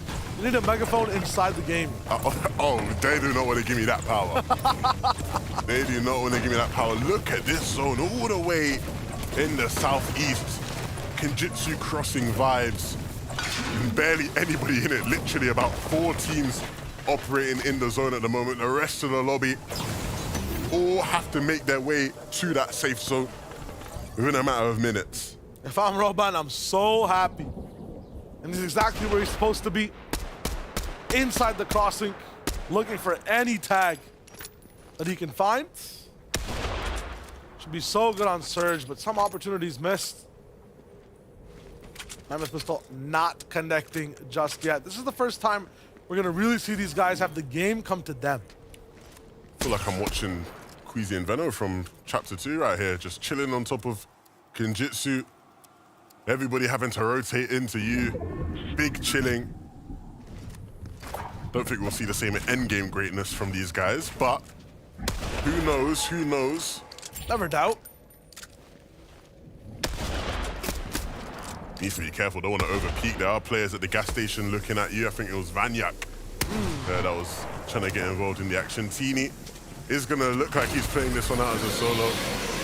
And I don't doubt him as a solo, to be fair. I don't doubt Teeny at all anymore after the things he's shown me this weekend. But certainly is not looking favorable with such a long way to rotate in and so many different teams ahead of him. His position is not the best spot to be in at all. And his location is now known by those players, or some of those players above him. I mean beneath him, sorry. Yeah, something cooking with the slide. No builds, so he's just being very careful as to where and how he moves. Has to share the slide as well a little bit, so guys just watching the POV of Teeny's end, I guess, this game. I mean, Yeah, I don't know. I'm trying to like theorize how he like really gets back into this game. Maybe he would have like ran into the vault and tried to get some shields or some loot. I don't really know. Either way, the game continues with or without Teeny. And Trulex will definitely be happy about the game continuing. His loot is looking great. Come on, position is looking nice. And he's getting some free damage onto Axforce and Roban. If that's anyone else, I feel like that's a full fight ready to happen. Yeah, but I think the good thing is it shows their discipline, their maturity. Not using that damage to just take the fight, using it to get ahead of that team, right? Roban and Axforce were rotating to where they wanted to get to, and they were ahead. They said, no, you guys have to stop, heal up for a second, we'll run straight past you, and now we can just keep holding you in, keep stopping you from getting into the zone. Tulis just wants to get Chicho ahead to a spot where they can get even more damage done. There's a reason for that too. You stop for a fight right now. Look at how mobile every other arrow is on that bottom right side of the map. They are just moving to that zone line as fast as possible. Thomas G. Malabuka right beside him too. They'll get in. They'll big chill. And their base stops now. The worst thing that could happen here is this zone going bottom left, but I don't think that's like physically possible. I don't know what's possible anymore. Wait a minute. Wait a minute. We forgot about the TD calls, bro. We forgot about TD. What am I seeing? How? Please. That's 2 people's worth of loot, right? There's just no way he survives this, right? Hold up. I know I already said this in this game, but there's just no way he survives this, right? Right? Hold on, everyone's gonna be focused box to box here. Okay, look. There's one team above. There's okay, like 2 teams now. If he's zipline. Hold up, zip it. If he's zipline. Zip it and don't. If he's zipline. Nah, what am I seeing? How? Does it even make sense? How? I'll allow Seti to glide, but there's no way with 3 people looking at you on a zip. Like, come on, bro. That you live. This is what you call teeny magic. It doesn't make sense. He's got to move and he's got zone to go with 2. This is doable, this man. This guy, man. What? Like, I do not, like, my brain can just not comprehend. Mustache and Hide on Bush deciding it's time to rotate on by. Mustache needs to be right behind Hide on Bush. Needs to make sure he's following properly. Cannot afford to get too split up, and it looks like he has gotten a bit split up from him. You know, Hide on Bush down to the left, and they have their eyes towards refs and tripping. Just gotta wait for Hide on Bush to mat up and then go. Lots of people taking this bridge. Nice little build that Roban and Axforce will follow as well. Seti Kami also alive in this game. And as Kami's picking up Seti, they're the first ones to get into the zone. It's trouble. He's got to protect his man. This is a replay for a reason. Not because he gets a big shot, because he goes down. They had the dead side rotate. They had the power. That could have been a huge game for Seti and Kami. That might just be first place locked out for them for now. Yeah, it's going to be a very, very happy sight if you are Swizzy and Putrik. For Teeny, though, the longer he stays in this game, the more I just marvel at how impressive of a performance these guys have been putting on this finals. He's used everything to get to this point, though. So, gotta see what happens next. At the moment, it just looks like Swizzy and Putrik, they are alive this game. They're looking healthy. 50% chance almost to win the entire competition. I think this game is it, man. I think this game, if it translates into a top performance, we're talking top 5, some higher limbs, it could be the difference maker that wins them the FNCS. This is the race, though. Everyone moving as no one's even close to where this next zone's coming through. And we know since Swizzy just moves a little bit later, zone's even not moving just yet, you can't have a chance to get some free real estate in front of all these new builders, but they'll be about 4th or 5th place on the dash. A few people still behind them. The best thing right now is just position. Unfortunately, though, we're going past a huge mountain here near Sleepy Springs. Yeah, they're going to have to start thinking about how they get up and over that mountain without getting stuck beneath some of the other teams that will be there on their way. Teeny just trying to figure out where his piece fits in this puzzle. Where can he slot in and find some space? Where can he capitalize on somebody who is in a similar spot to him? And I think he has just found it. He finds Asa hiding, and he rats his way into the box. Teeny is on a tear. This guy controls destiny. He knows where every solo is all the time. I don't know what type of magic this is, but I want some. And he's going to keep it moving as well. Does not stop. As more players come in, it's hide and bush and Mustache in the way. If he was to do something to these guys, that would truly be impressive. Needs to be careful to get out of the way. There's players taking shots at him and they're chasing him down. Jimmy's not stopping now. 2 different layers on him. No more builds. 4, 5, 3, 2, 1. That's his last material. Has to get creative with it now. Can't really elevate, so he has to go down low. Teeny is gone. But what a performance to stay in the game for that long. Yeah, was able to clutch up some extra points, which will go a long way. This is what we didn't want to see, though. Pink is down, and that means Vico has to clutch up solo. And the clutches that we saw, though, bounce backs, Vico uses them so well. And this is going back into huge builds that so many teams have already built down. But will he be able to recoup another second-place performance, right? That's the goal for this team as they try and mount a comeback up the standings. These guys aren't worried about coming back. They're worried about extending the lead, and they look poised to do so. Trulex and Chicho begin their journey, though, way in the back of the zone here in the first movement. It's going to be tough for everyone here, though. I see 17 mats, 14 mats. For a bunch of these low-ground teams that really made that dash to get good bases down. Looking for some type of refreshes, but haven't found much just yet. Everyone on that bounce back is playing super passive. So yeah, even for Vico, Matt's looking super thin. And that does not bode well for anybody around him, because that means he's just left to his devices with the shotgun. And we know he can do crazy things with that in hand. Praying for a pullback zone, potentially werewolf zone pull. It goes back. Another pullback again. That's huge. Vico just gets to live. Just exactly what he needed. And it gives him a bit more time to try and find something and connect. He's looking for those shots. Vico, I still see him alive. Letting people go by. Chicho moving in. Players right beside him. Hopefully a solo. Nope, duel's right behind him. It's done. Nice try for Vico. Lived a little bit longer, but couldn't clutch that much more plays. Trulex and Chicho, though, even with their low material count, still pursuing a nice position in the zone. And they need to find some sort of refresh quick. Everyone playing with rations. This entire layer of low ground doesn't go past up 2 builds. Putrick and Swizzy, though, have gotten so many mats. I'm not sure how much Curb and Firebro have on height, but they can contest it with how much they have right now. Well, you say everyone playing with rations except for these guys, and they are the lobby leaders. No matter how difficult the zone is, they manage to make things work, and they're doing it here again. Can stay in the back of the zone as they have the slots to pop. And now gonna move up and over everybody else, even looking for height now as well. The flank is coming through. Curve does not see it. Firebro didn't see it coming, and they will just ramp right above this team. A double tower taken. They land it. In big stride, Curb dropped down and taken out. That's just huge.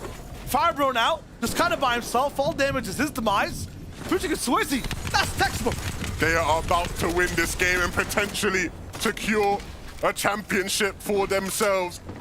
No pressure for them. They just play in their zone, in their element. Roban needed that bounce back. He was praying for it, and it came. They have the entire playing field in their kind of domain. A big bounce back, which means height's that much harder to take. Roban gonna be cooked here inside low ground. Yeah, everything down low is just absolute pressure. Forces you can't even fathom. As Firebro hits a big shot, Mixon down 2v1 now. And you can smell victory up in the air. And it was the team that bullied him off high ground that he now has to beat in the 1v2. And they will not let it happen at any cost. They've been in this situation before. They cannot afford for another 1v2 to not go their way. They need to make it happen. They'll be a bit more conserved, not jumping down willy-nilly. And they can't even because the maps aren't there. They just run out. It's cost them so much, but he's the front man. He's the damage. Swizzy finds it, though. What a good win. What a good day. And what a good tournament for Swizzy and Putrick. Swizzy and Putrick have no intention of letting go of first place. When all their biggest competitors were falling left, right, and center, they stayed true till the end of the game. A beautiful flank to take high ground as well.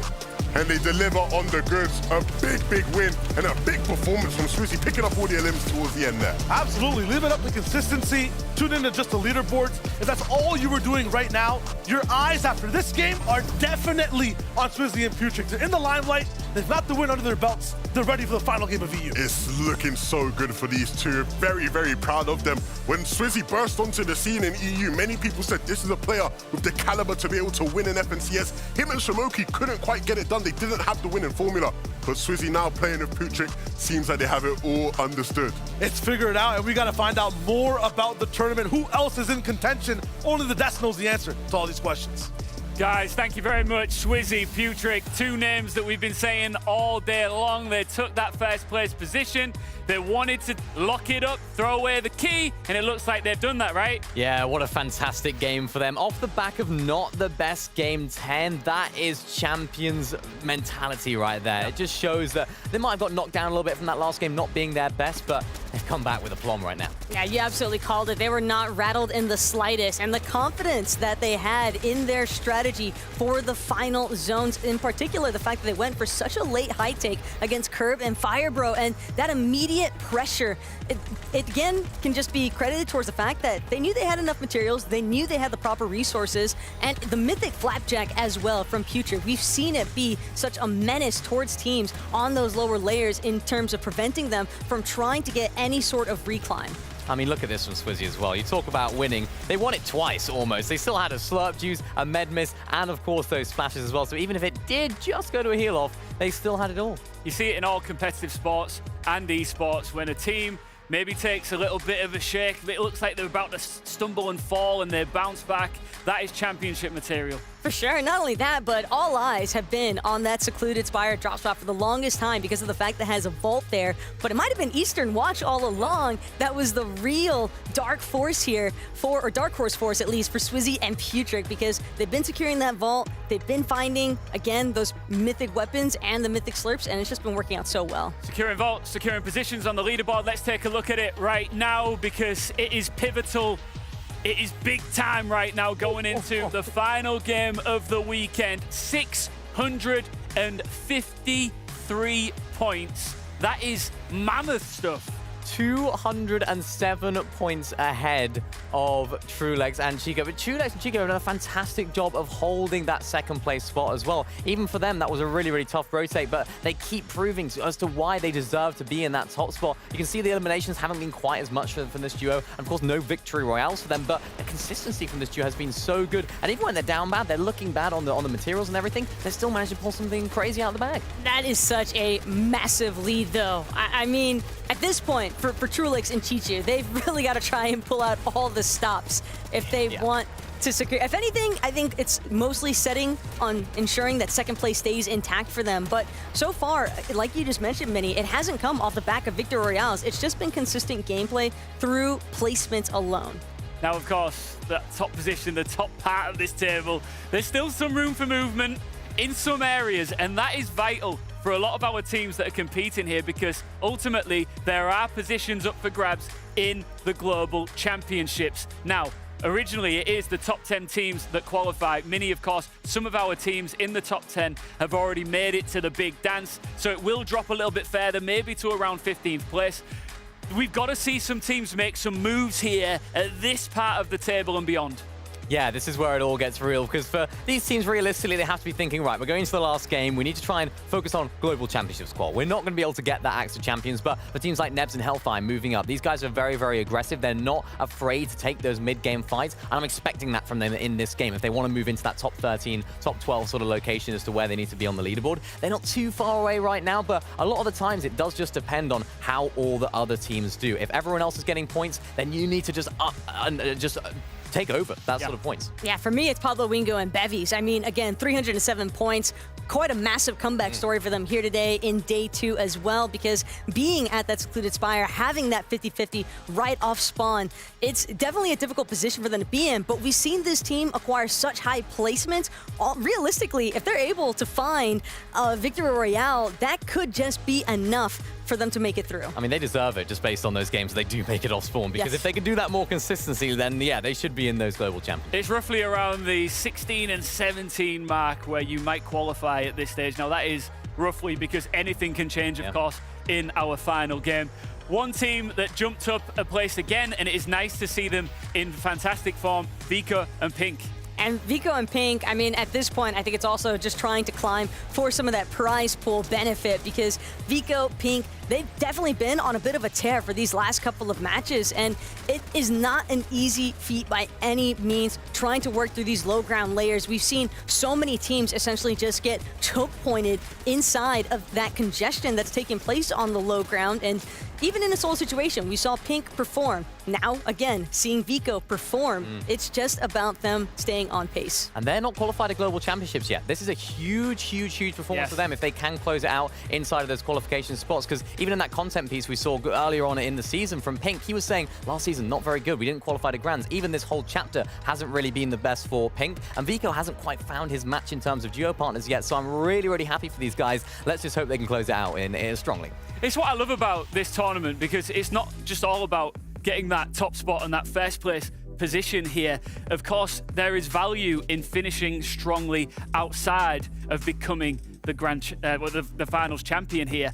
And that gives that extra incentive, not just for all of the players who are competing, but for everybody watching at home. Going into this last game, it's all up for grabs.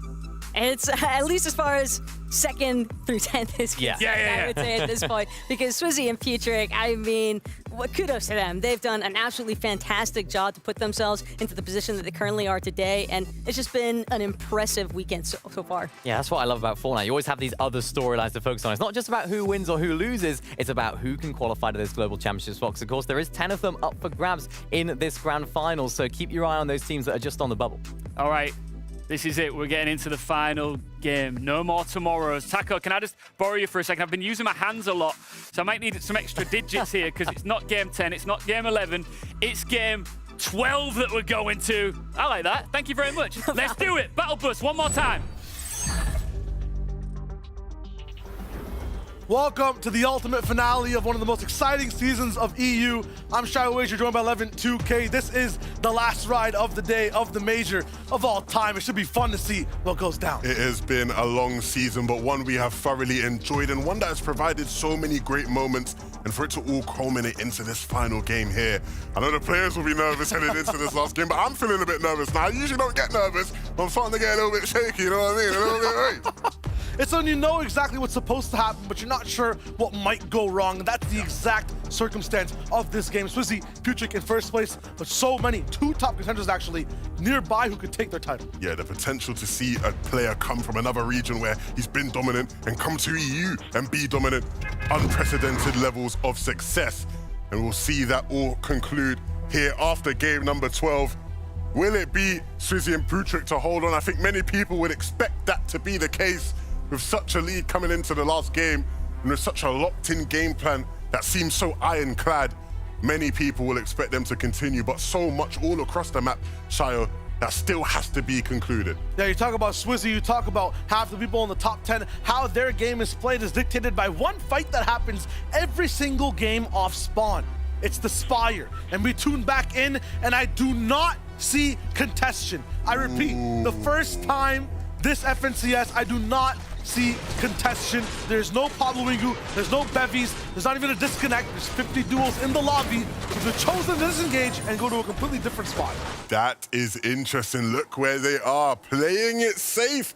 They want to play the last game. They don't want to watch from the sidelines. I think they got tired of Akira and Skyjump third party in them, and they finally decided, look, we'll fight with scraps if we need to. We just want to get the chance to play.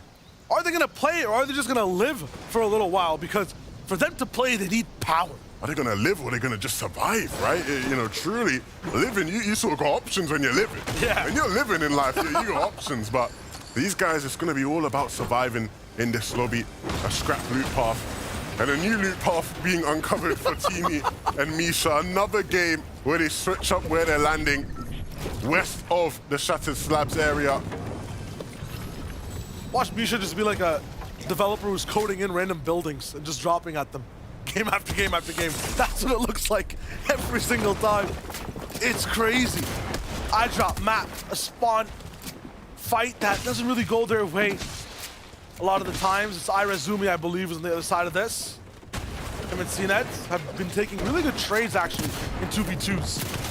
In this game, if you're not even in the top 10, it's okay. It's all about trying to just up your prize at the moment, and CNET will hit some nice prize shots. in this fight. He just never misses. Always has enough damage to take down one individual before he might go down, but it's not up to Irazumi this time. It's CNET.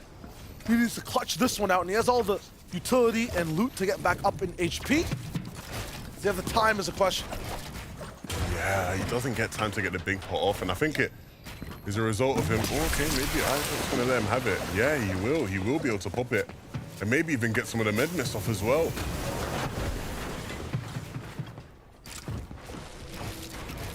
So I think both players have everything. Is gonna be the way for the moment. Moneymaker in though. Third party active, and CNET's down fast. That's what we're seeing, man. Teams understanding where the off-spawn fights are happening and deciding to roll in and third party where possible. It's such a viable play to make in these lobbies where players are so stressed off spawn, panicking at all costs to get the job done. And it finally pays off there for Moneymaker and for Nyan. Misha and Tini up in their own fight, but this time their opponents actually poisoning up both necks, basically frilled at this moment. Showing off power. Well, Misha will be the one to win at the moment. Towards the top. Tini wrapped around the other side. They're trying to go for a pinch on here.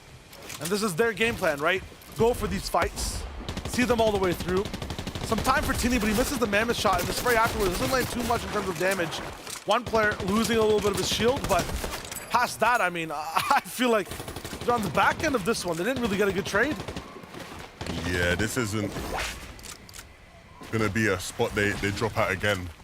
One, because it's the last game, but two, because it doesn't seem to have paid off in the way some of the other spots have. And unfortunately, if things keep going this way, it might be the last game for them. And they won't get a chance to play it out if they go down. Some nice HP coming in, but really and truly, they're gonna have to hit some big shots here. Garrett is trying to escape though, which is good news. And so yeah, finally able to turn the tide. The other team was as low on materials and HP as they were, and so it pays off in the end. Now without a super vault to be able to use, without big moves. Don't speak too soon, they're gonna run into Shattered. They'll be waiting for that bot to spawn. It's not as big as Spire though, you know? In terms of what you can have, but they are actually still rocking that same type of off-spawn aggression. Bevies. Sneaky, sneaky path. Oh my God, like a fish. No chance. I am lost for words. Makes him look foolish. That was clean. That's what we want to see more of. That's why we want to see them in these games. And like you said, boxed like a fish. Love to see it. Kiri, Ping. They're doing their thing too. Two shots, both missed, damage back, returned. Ping losing all his shields. Drippy and Flixie are actually retaliating this time and somewhat winning the fight as it starts, but it's always a stalemate with these two. It never goes their way for too long.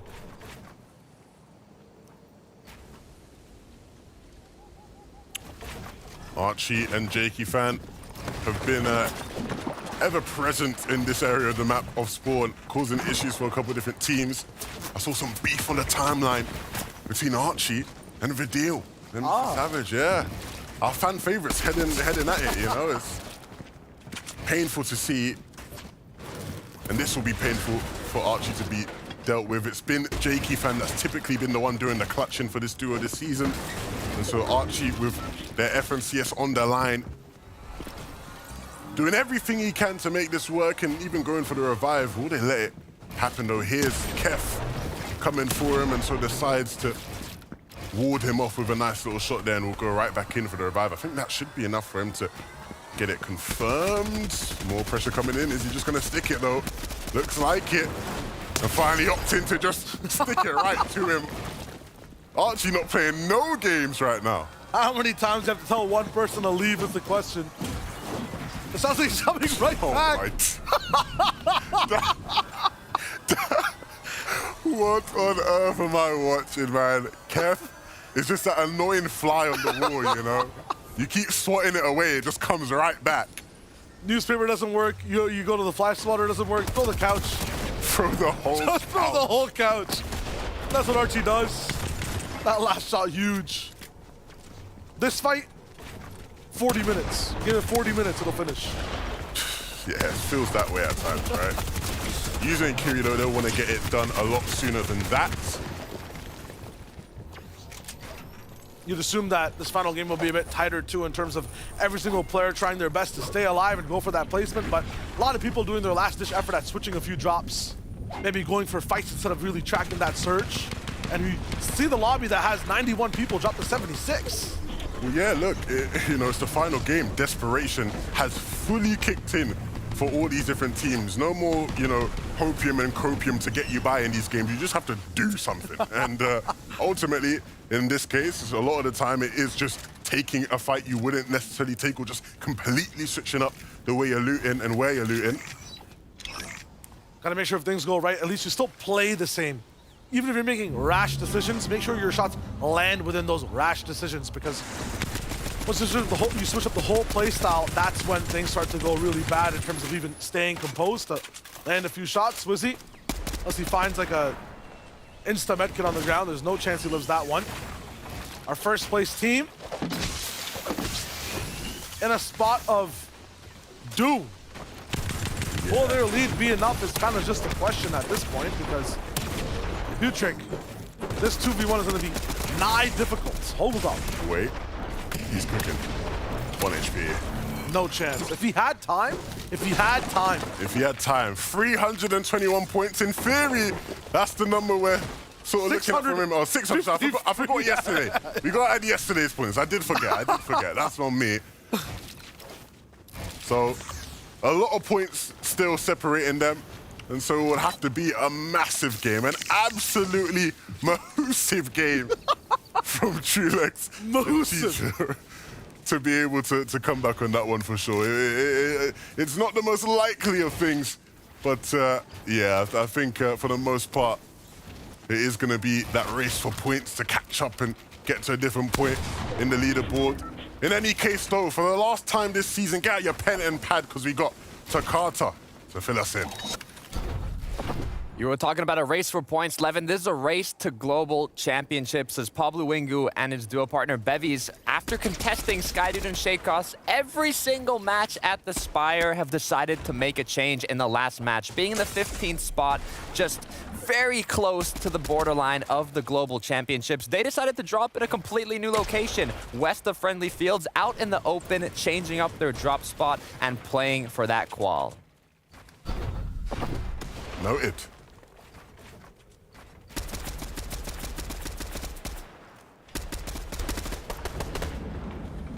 Just big info, all across the field. All across the field. Class K Grows, give me another win. I want another win.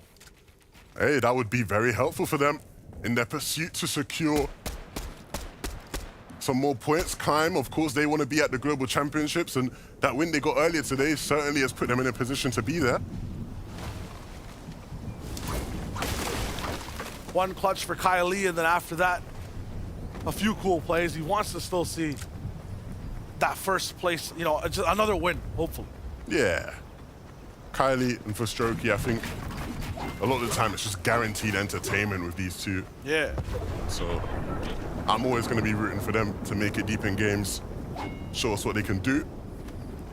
For all the players that wrapped in and jumped through in game 11, made decisions, might have gone down, said, if only I had more mats or if I had a second chance, I do things differently. We blessed you. Me and Levin specifically blessed you. We said, make the zone go down there again. Do it one more time. Exact same zone. Up to you guys to claim it as your own. If you made any type of rotational decision that wasn't correct, you can fix it this time. Triple Rest Guard, we saw Rest Guard fall early, I believe. This time they're staying ahead of the zone and they're trying to move in as fast as possible. Big difference in speed for this duo, and they are actually covering their tracks no matter what. They're leaving nothing behind. The panic I see from everyone else, I don't get a hint of when sniffing out this duo. Yeah, and they've got the God loot for this final game, so hopefully things sort of work in their favor. Full slurps is not a bad spot to be at all. We've seen what can be done when teams have an excess in slurp juice. Cade and Diox just gonna get the island for free. I'm not gonna lie. Last game, I'm expecting people to go all out for 15 points, but in any case, they'll just be able to claim it and get it for free. Someone is coming now, it looks like. And any surprises here, eh?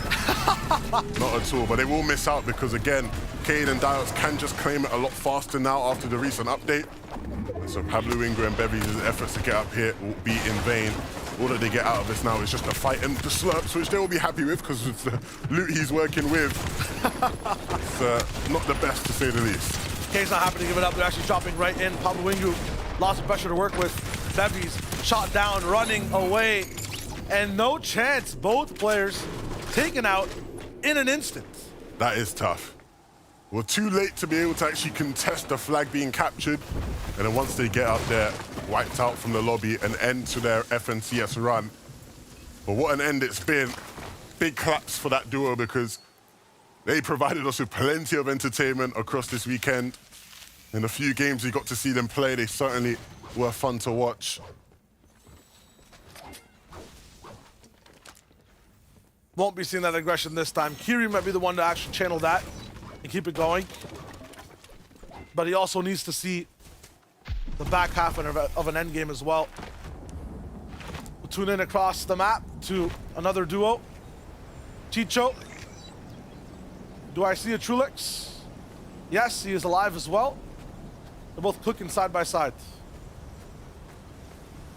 Yeah, they need to sort of have one of their better games in this last one. Just sort of slip down in the standings a bit as the games have gone on. At one point, this was a team in second place to come into this game around 8th, so don't want to keep falling any more than that.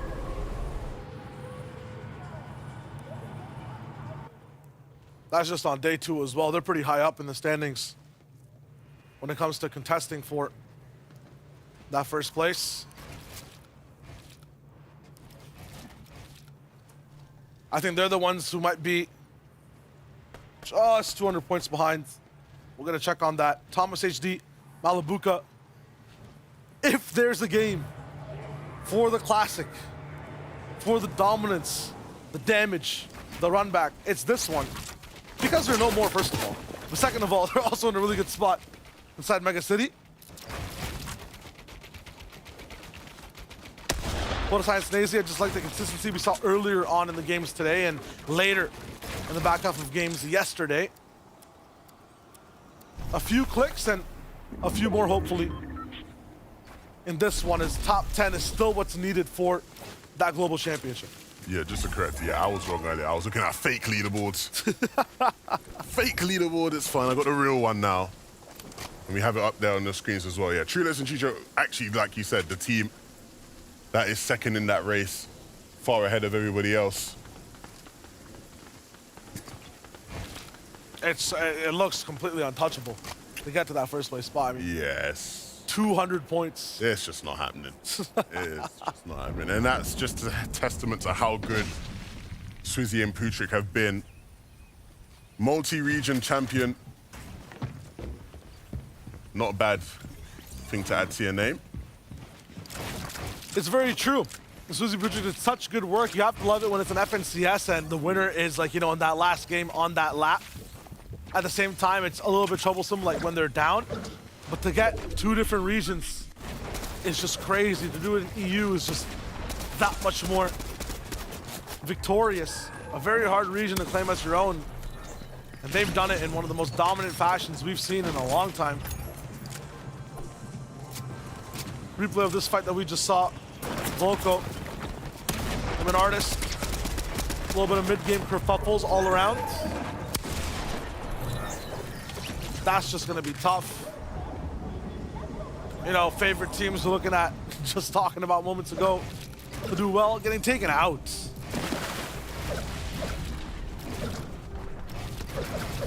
still these guys with all their slurp juices in inventory that are looking poised to have a really good last game.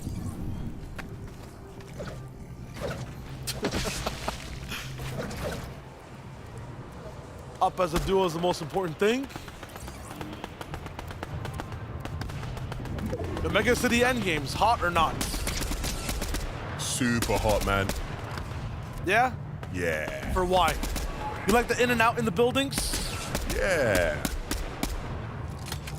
What's there not to like, man? People grind on them grind rails.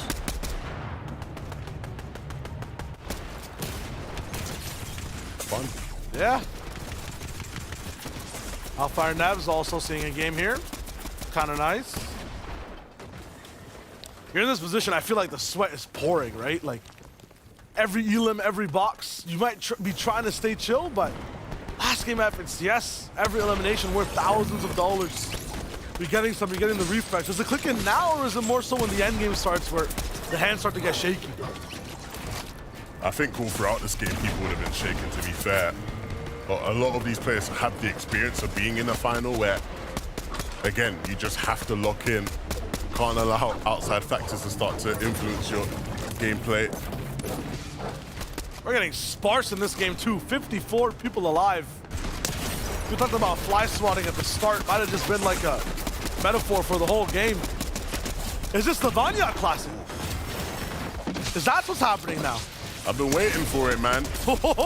We haven't had our typical FNCS Vanyak super clutch, so hopefully it does come at some point in this game.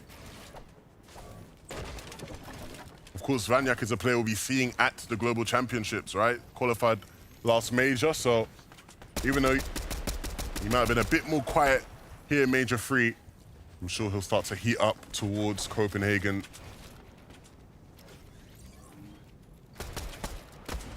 So locks in bottom right, Clownski rolls, get a little bit of an advantage. Looking good for now. Lobby getting as thin as it is in this final game. Makes it so that these guys who are playing for ultimate placement, very, very happy boys. Surge, not as difficult. You know, the amount of mistakes they can possibly make due to other players punching them, not gonna happen as often. If you're solo in the situation as well, there's basically half of the lobby's eyes are just not on you because they don't exist. Right now, we'd be looking at 60 people, 65 people. It's not going to be the case. 15 less in total. We're at 51. User getting focused. What Huddy needs here is just like a random solo flying through his window and his keyboard disconnecting inside the box.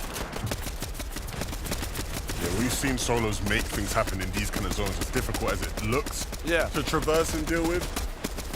It wasn't too long ago we were watching Teeny go crazy, so.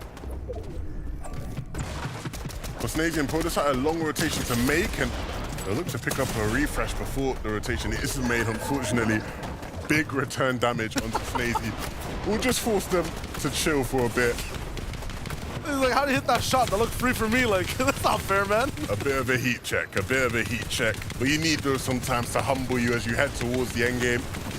Teeny and Misha will get to play this zone out as a duo, but unfortunately down on Surge.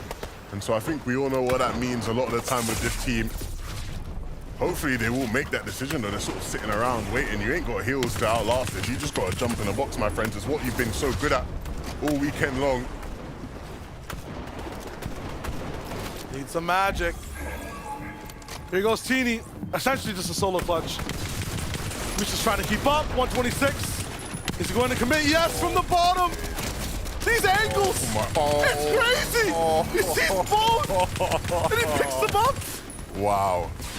Misha gonna get knocked, but he sends Teeny flying forward. A thruster for the rocket to reach the sky.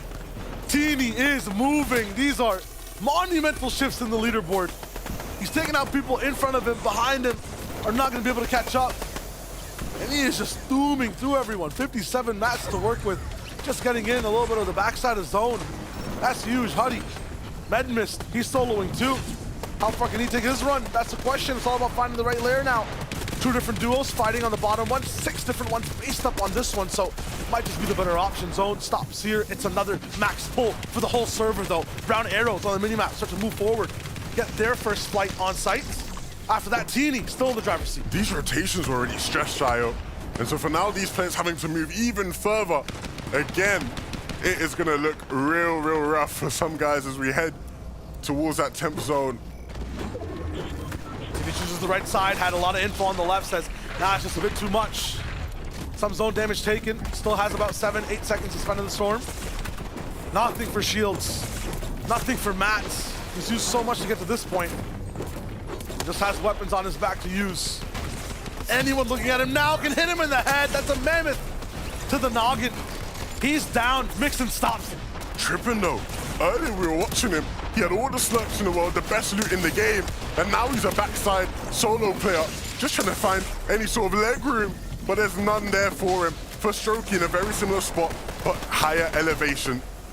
9th zone for everyone in EU, and you can add 1-1 to that and make it an emergency, because I barely even see duels alive. It's just so many fragmented players, so many people losing on their shields as well. Tough for Fast Strokey, but he quickly gets into one of his old builds at the same time, locked down. No chance for him to keep going. And look who it is, finally making their appearance on height. It's Poland on top, and their other Polish compatriots on the other side, potentially trying to take it. Seti was up there, Cami with the chop. They're going for the height take here in the temp zone. No matter which way you cut it, it's Polska Gurum.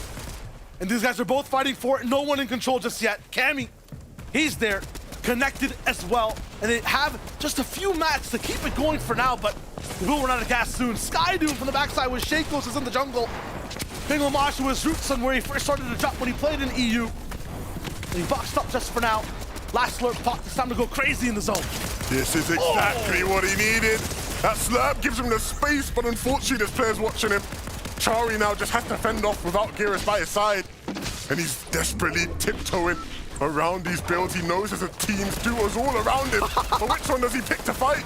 His bounce back taken over by another team. Now just him, 50 HP in total. Can't even go in the storm. Big shot cracked in front. Chicho Tulix affected Chari. Looking for anything right now. Focus by height. Left side shot. Missed again. Backside. Dodged. And it's Nathan that takes him out. And Nathan and Jakey still have a claim to this game.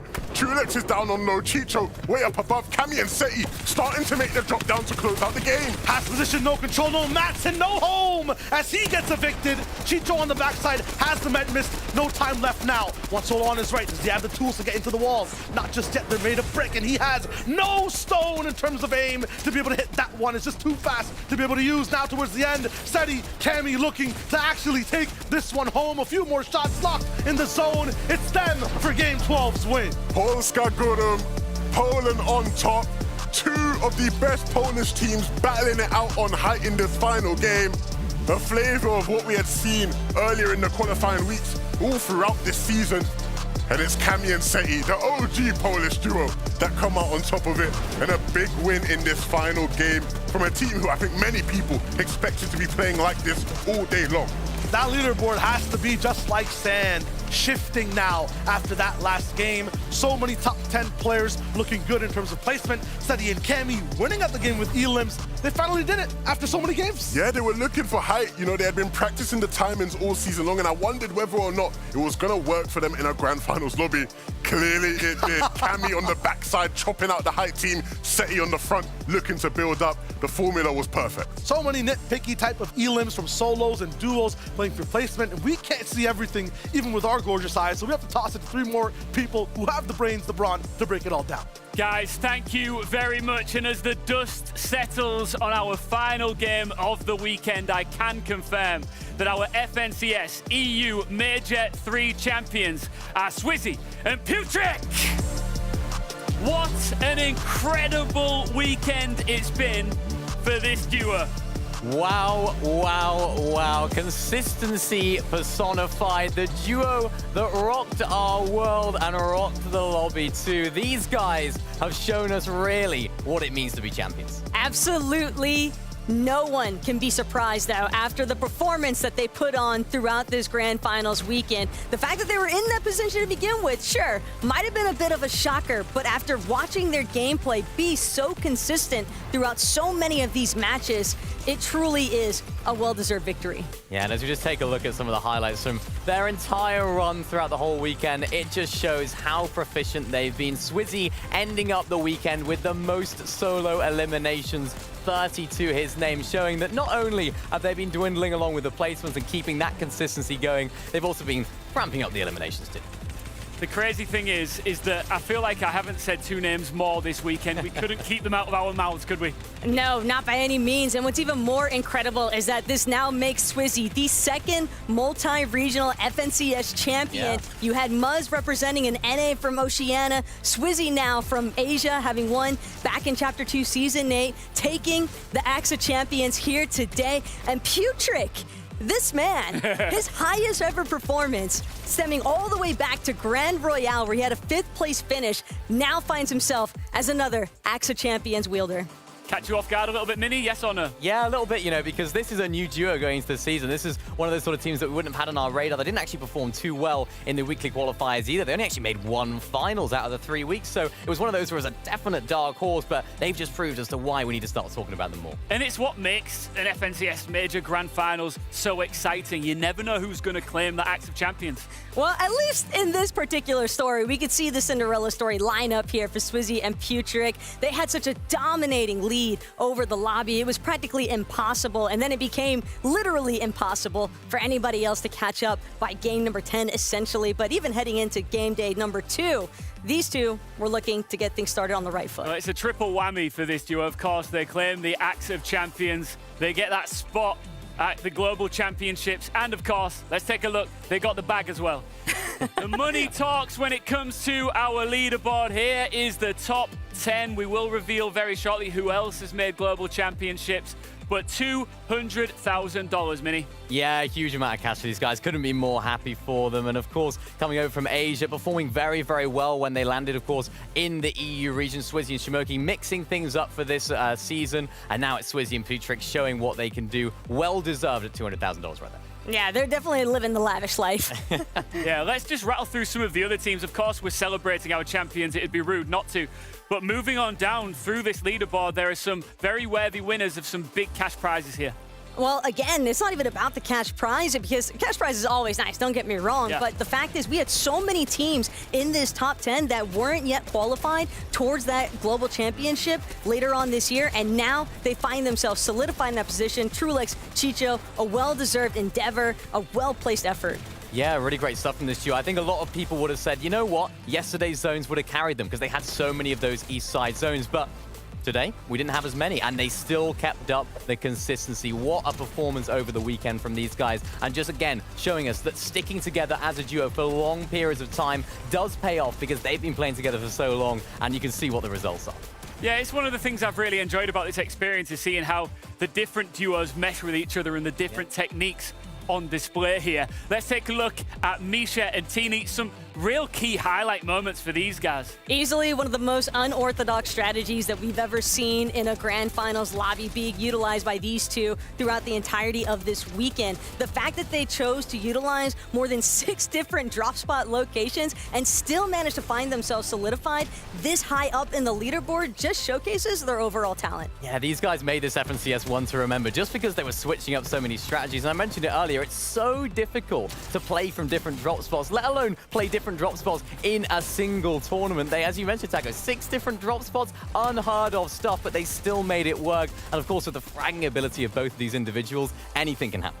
Yeah, I think having those different drop spots shows a real self-belief in yourself coming into a weekend like this, right? Oh, without a doubt. I mean, you have to have that confidence, though, if you're going to be in an EU Grand Finals lobby, and it's something that was definitely showcased throughout the entirety of this weekend with their gameplay. But Seti, Cammy, no real surprises to see Polska Górą, a.k.a. Poland, still on top. Well, it's been an absolute delight and joy to crown our champions here in EU, but we're not the only region that's done it, as Levin and Shio can tell you more about.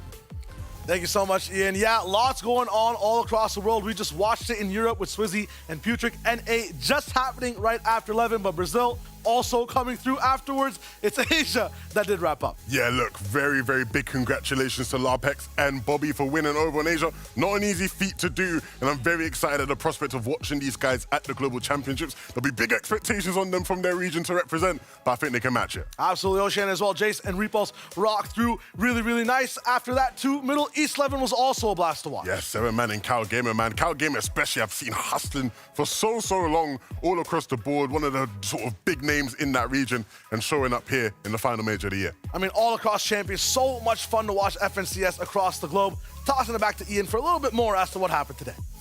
Shia, Rocketman Levin, thank you so much. That is impressive stuff to be able to see, some of these other teams that have, done exactly what our duo has done here in EU, but there is still, of course, more to come. Now, one thing that we have to look at as we start to shift focus to the Global Championships is, of course, our EU teams and beyond that have made it to, as I keep saying, the big dance.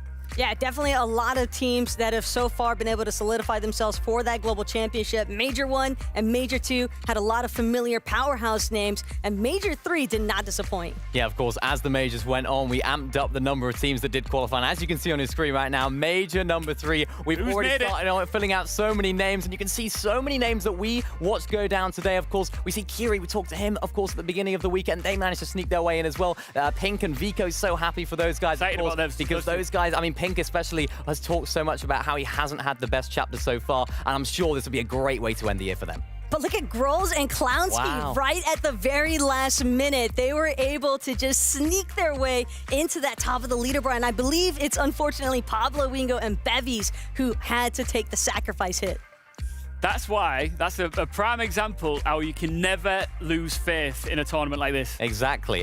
Never give up. That's what it's all about. Fast Working Kylie, another name that I want to highlight there as well. Vico's ex-duo in Kylie clutching up as a solo earlier on today. Those are what make the difference, and those are what qualify you to the Globals. Blacker and Mixon as well. Nice to see them in the mix. Oh yeah, Baja and Mixon, they were doing everything in their power. I mean, even in that final lobby, we saw them trying to control the high ground. A beautiful switch and distraction, though, from Seti and Cammy to take the height. But yeah, gotta be happy, though, for Ruben and Axforce as well. Have to remember the interview from yesterday, and seems as though they were polished up enough to keep themselves in contention. Yeah, this is, of course, day 2 of the Grand Finals, but we're not done yet. Let's take a look at our broadcast schedule. I can tell you, of course, we've got the NA Grand Finals day 2 coming up very shortly, but for us, our grands are done, but we can now shift our attention, Minnie, to the last chance major. There is still hope for our duos to make it to the Global Championships. Yeah, so 25 duos across all different regions will be qualifying to the Global Championships to the last chance major. Here in EU, we have 9 duos qualifying directly through. So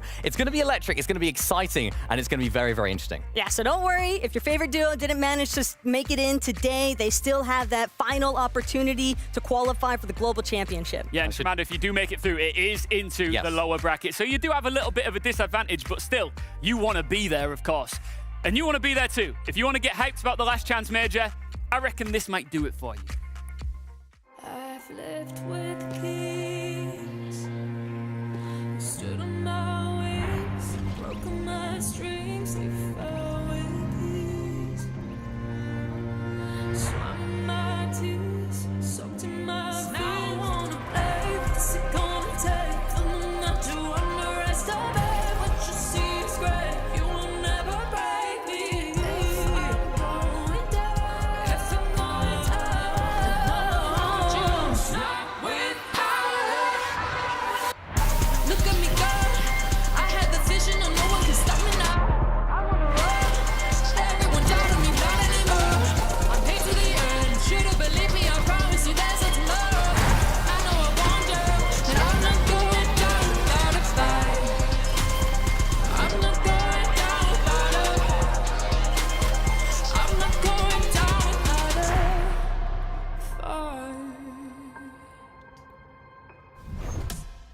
Just when you thought it was over, there is still one last shot. Make sure you are dialed in to the last chance major next week. For us, we're pretty much wrapped up. It's been quite a journey this weekend. I remember it feels like just a moment ago that we kicked off this entire experience. It's been special. Levin, Shia, I'm going to come to you guys first. Of course, Takata, thank you for joining us once again. It's fine. I get it, Ian. It's okay. That's fine. Guys, you saw it all firsthand. Worthy champions, right?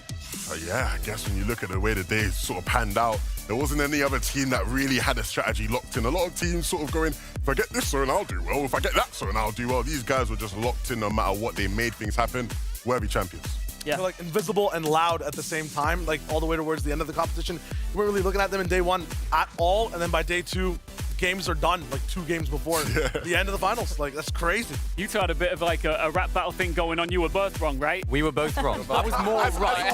I just wanted to bring attention to it, you know? Can I just highlight I was less wrong, though? Yeah, you were. I'll give you that. Look, You can have that. We did break down Swizzy and Putrik's game strategy, though, and they took that through all the way to the last match, so we saw how they were able to do it. This guy wants to move on us.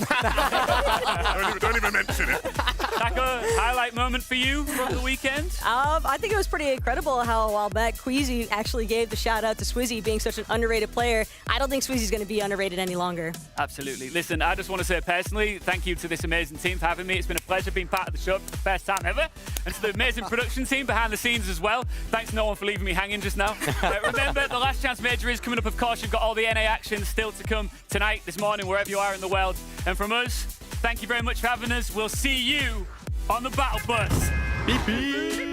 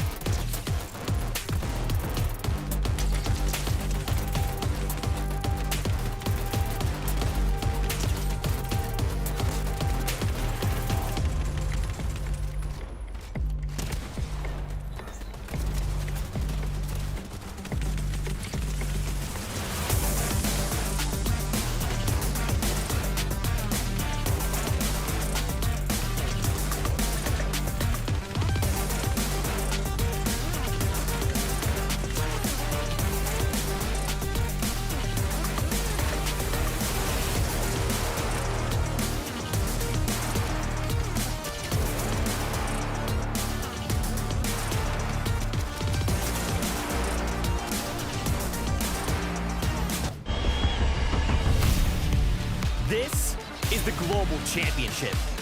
The best players in the world all battling it out.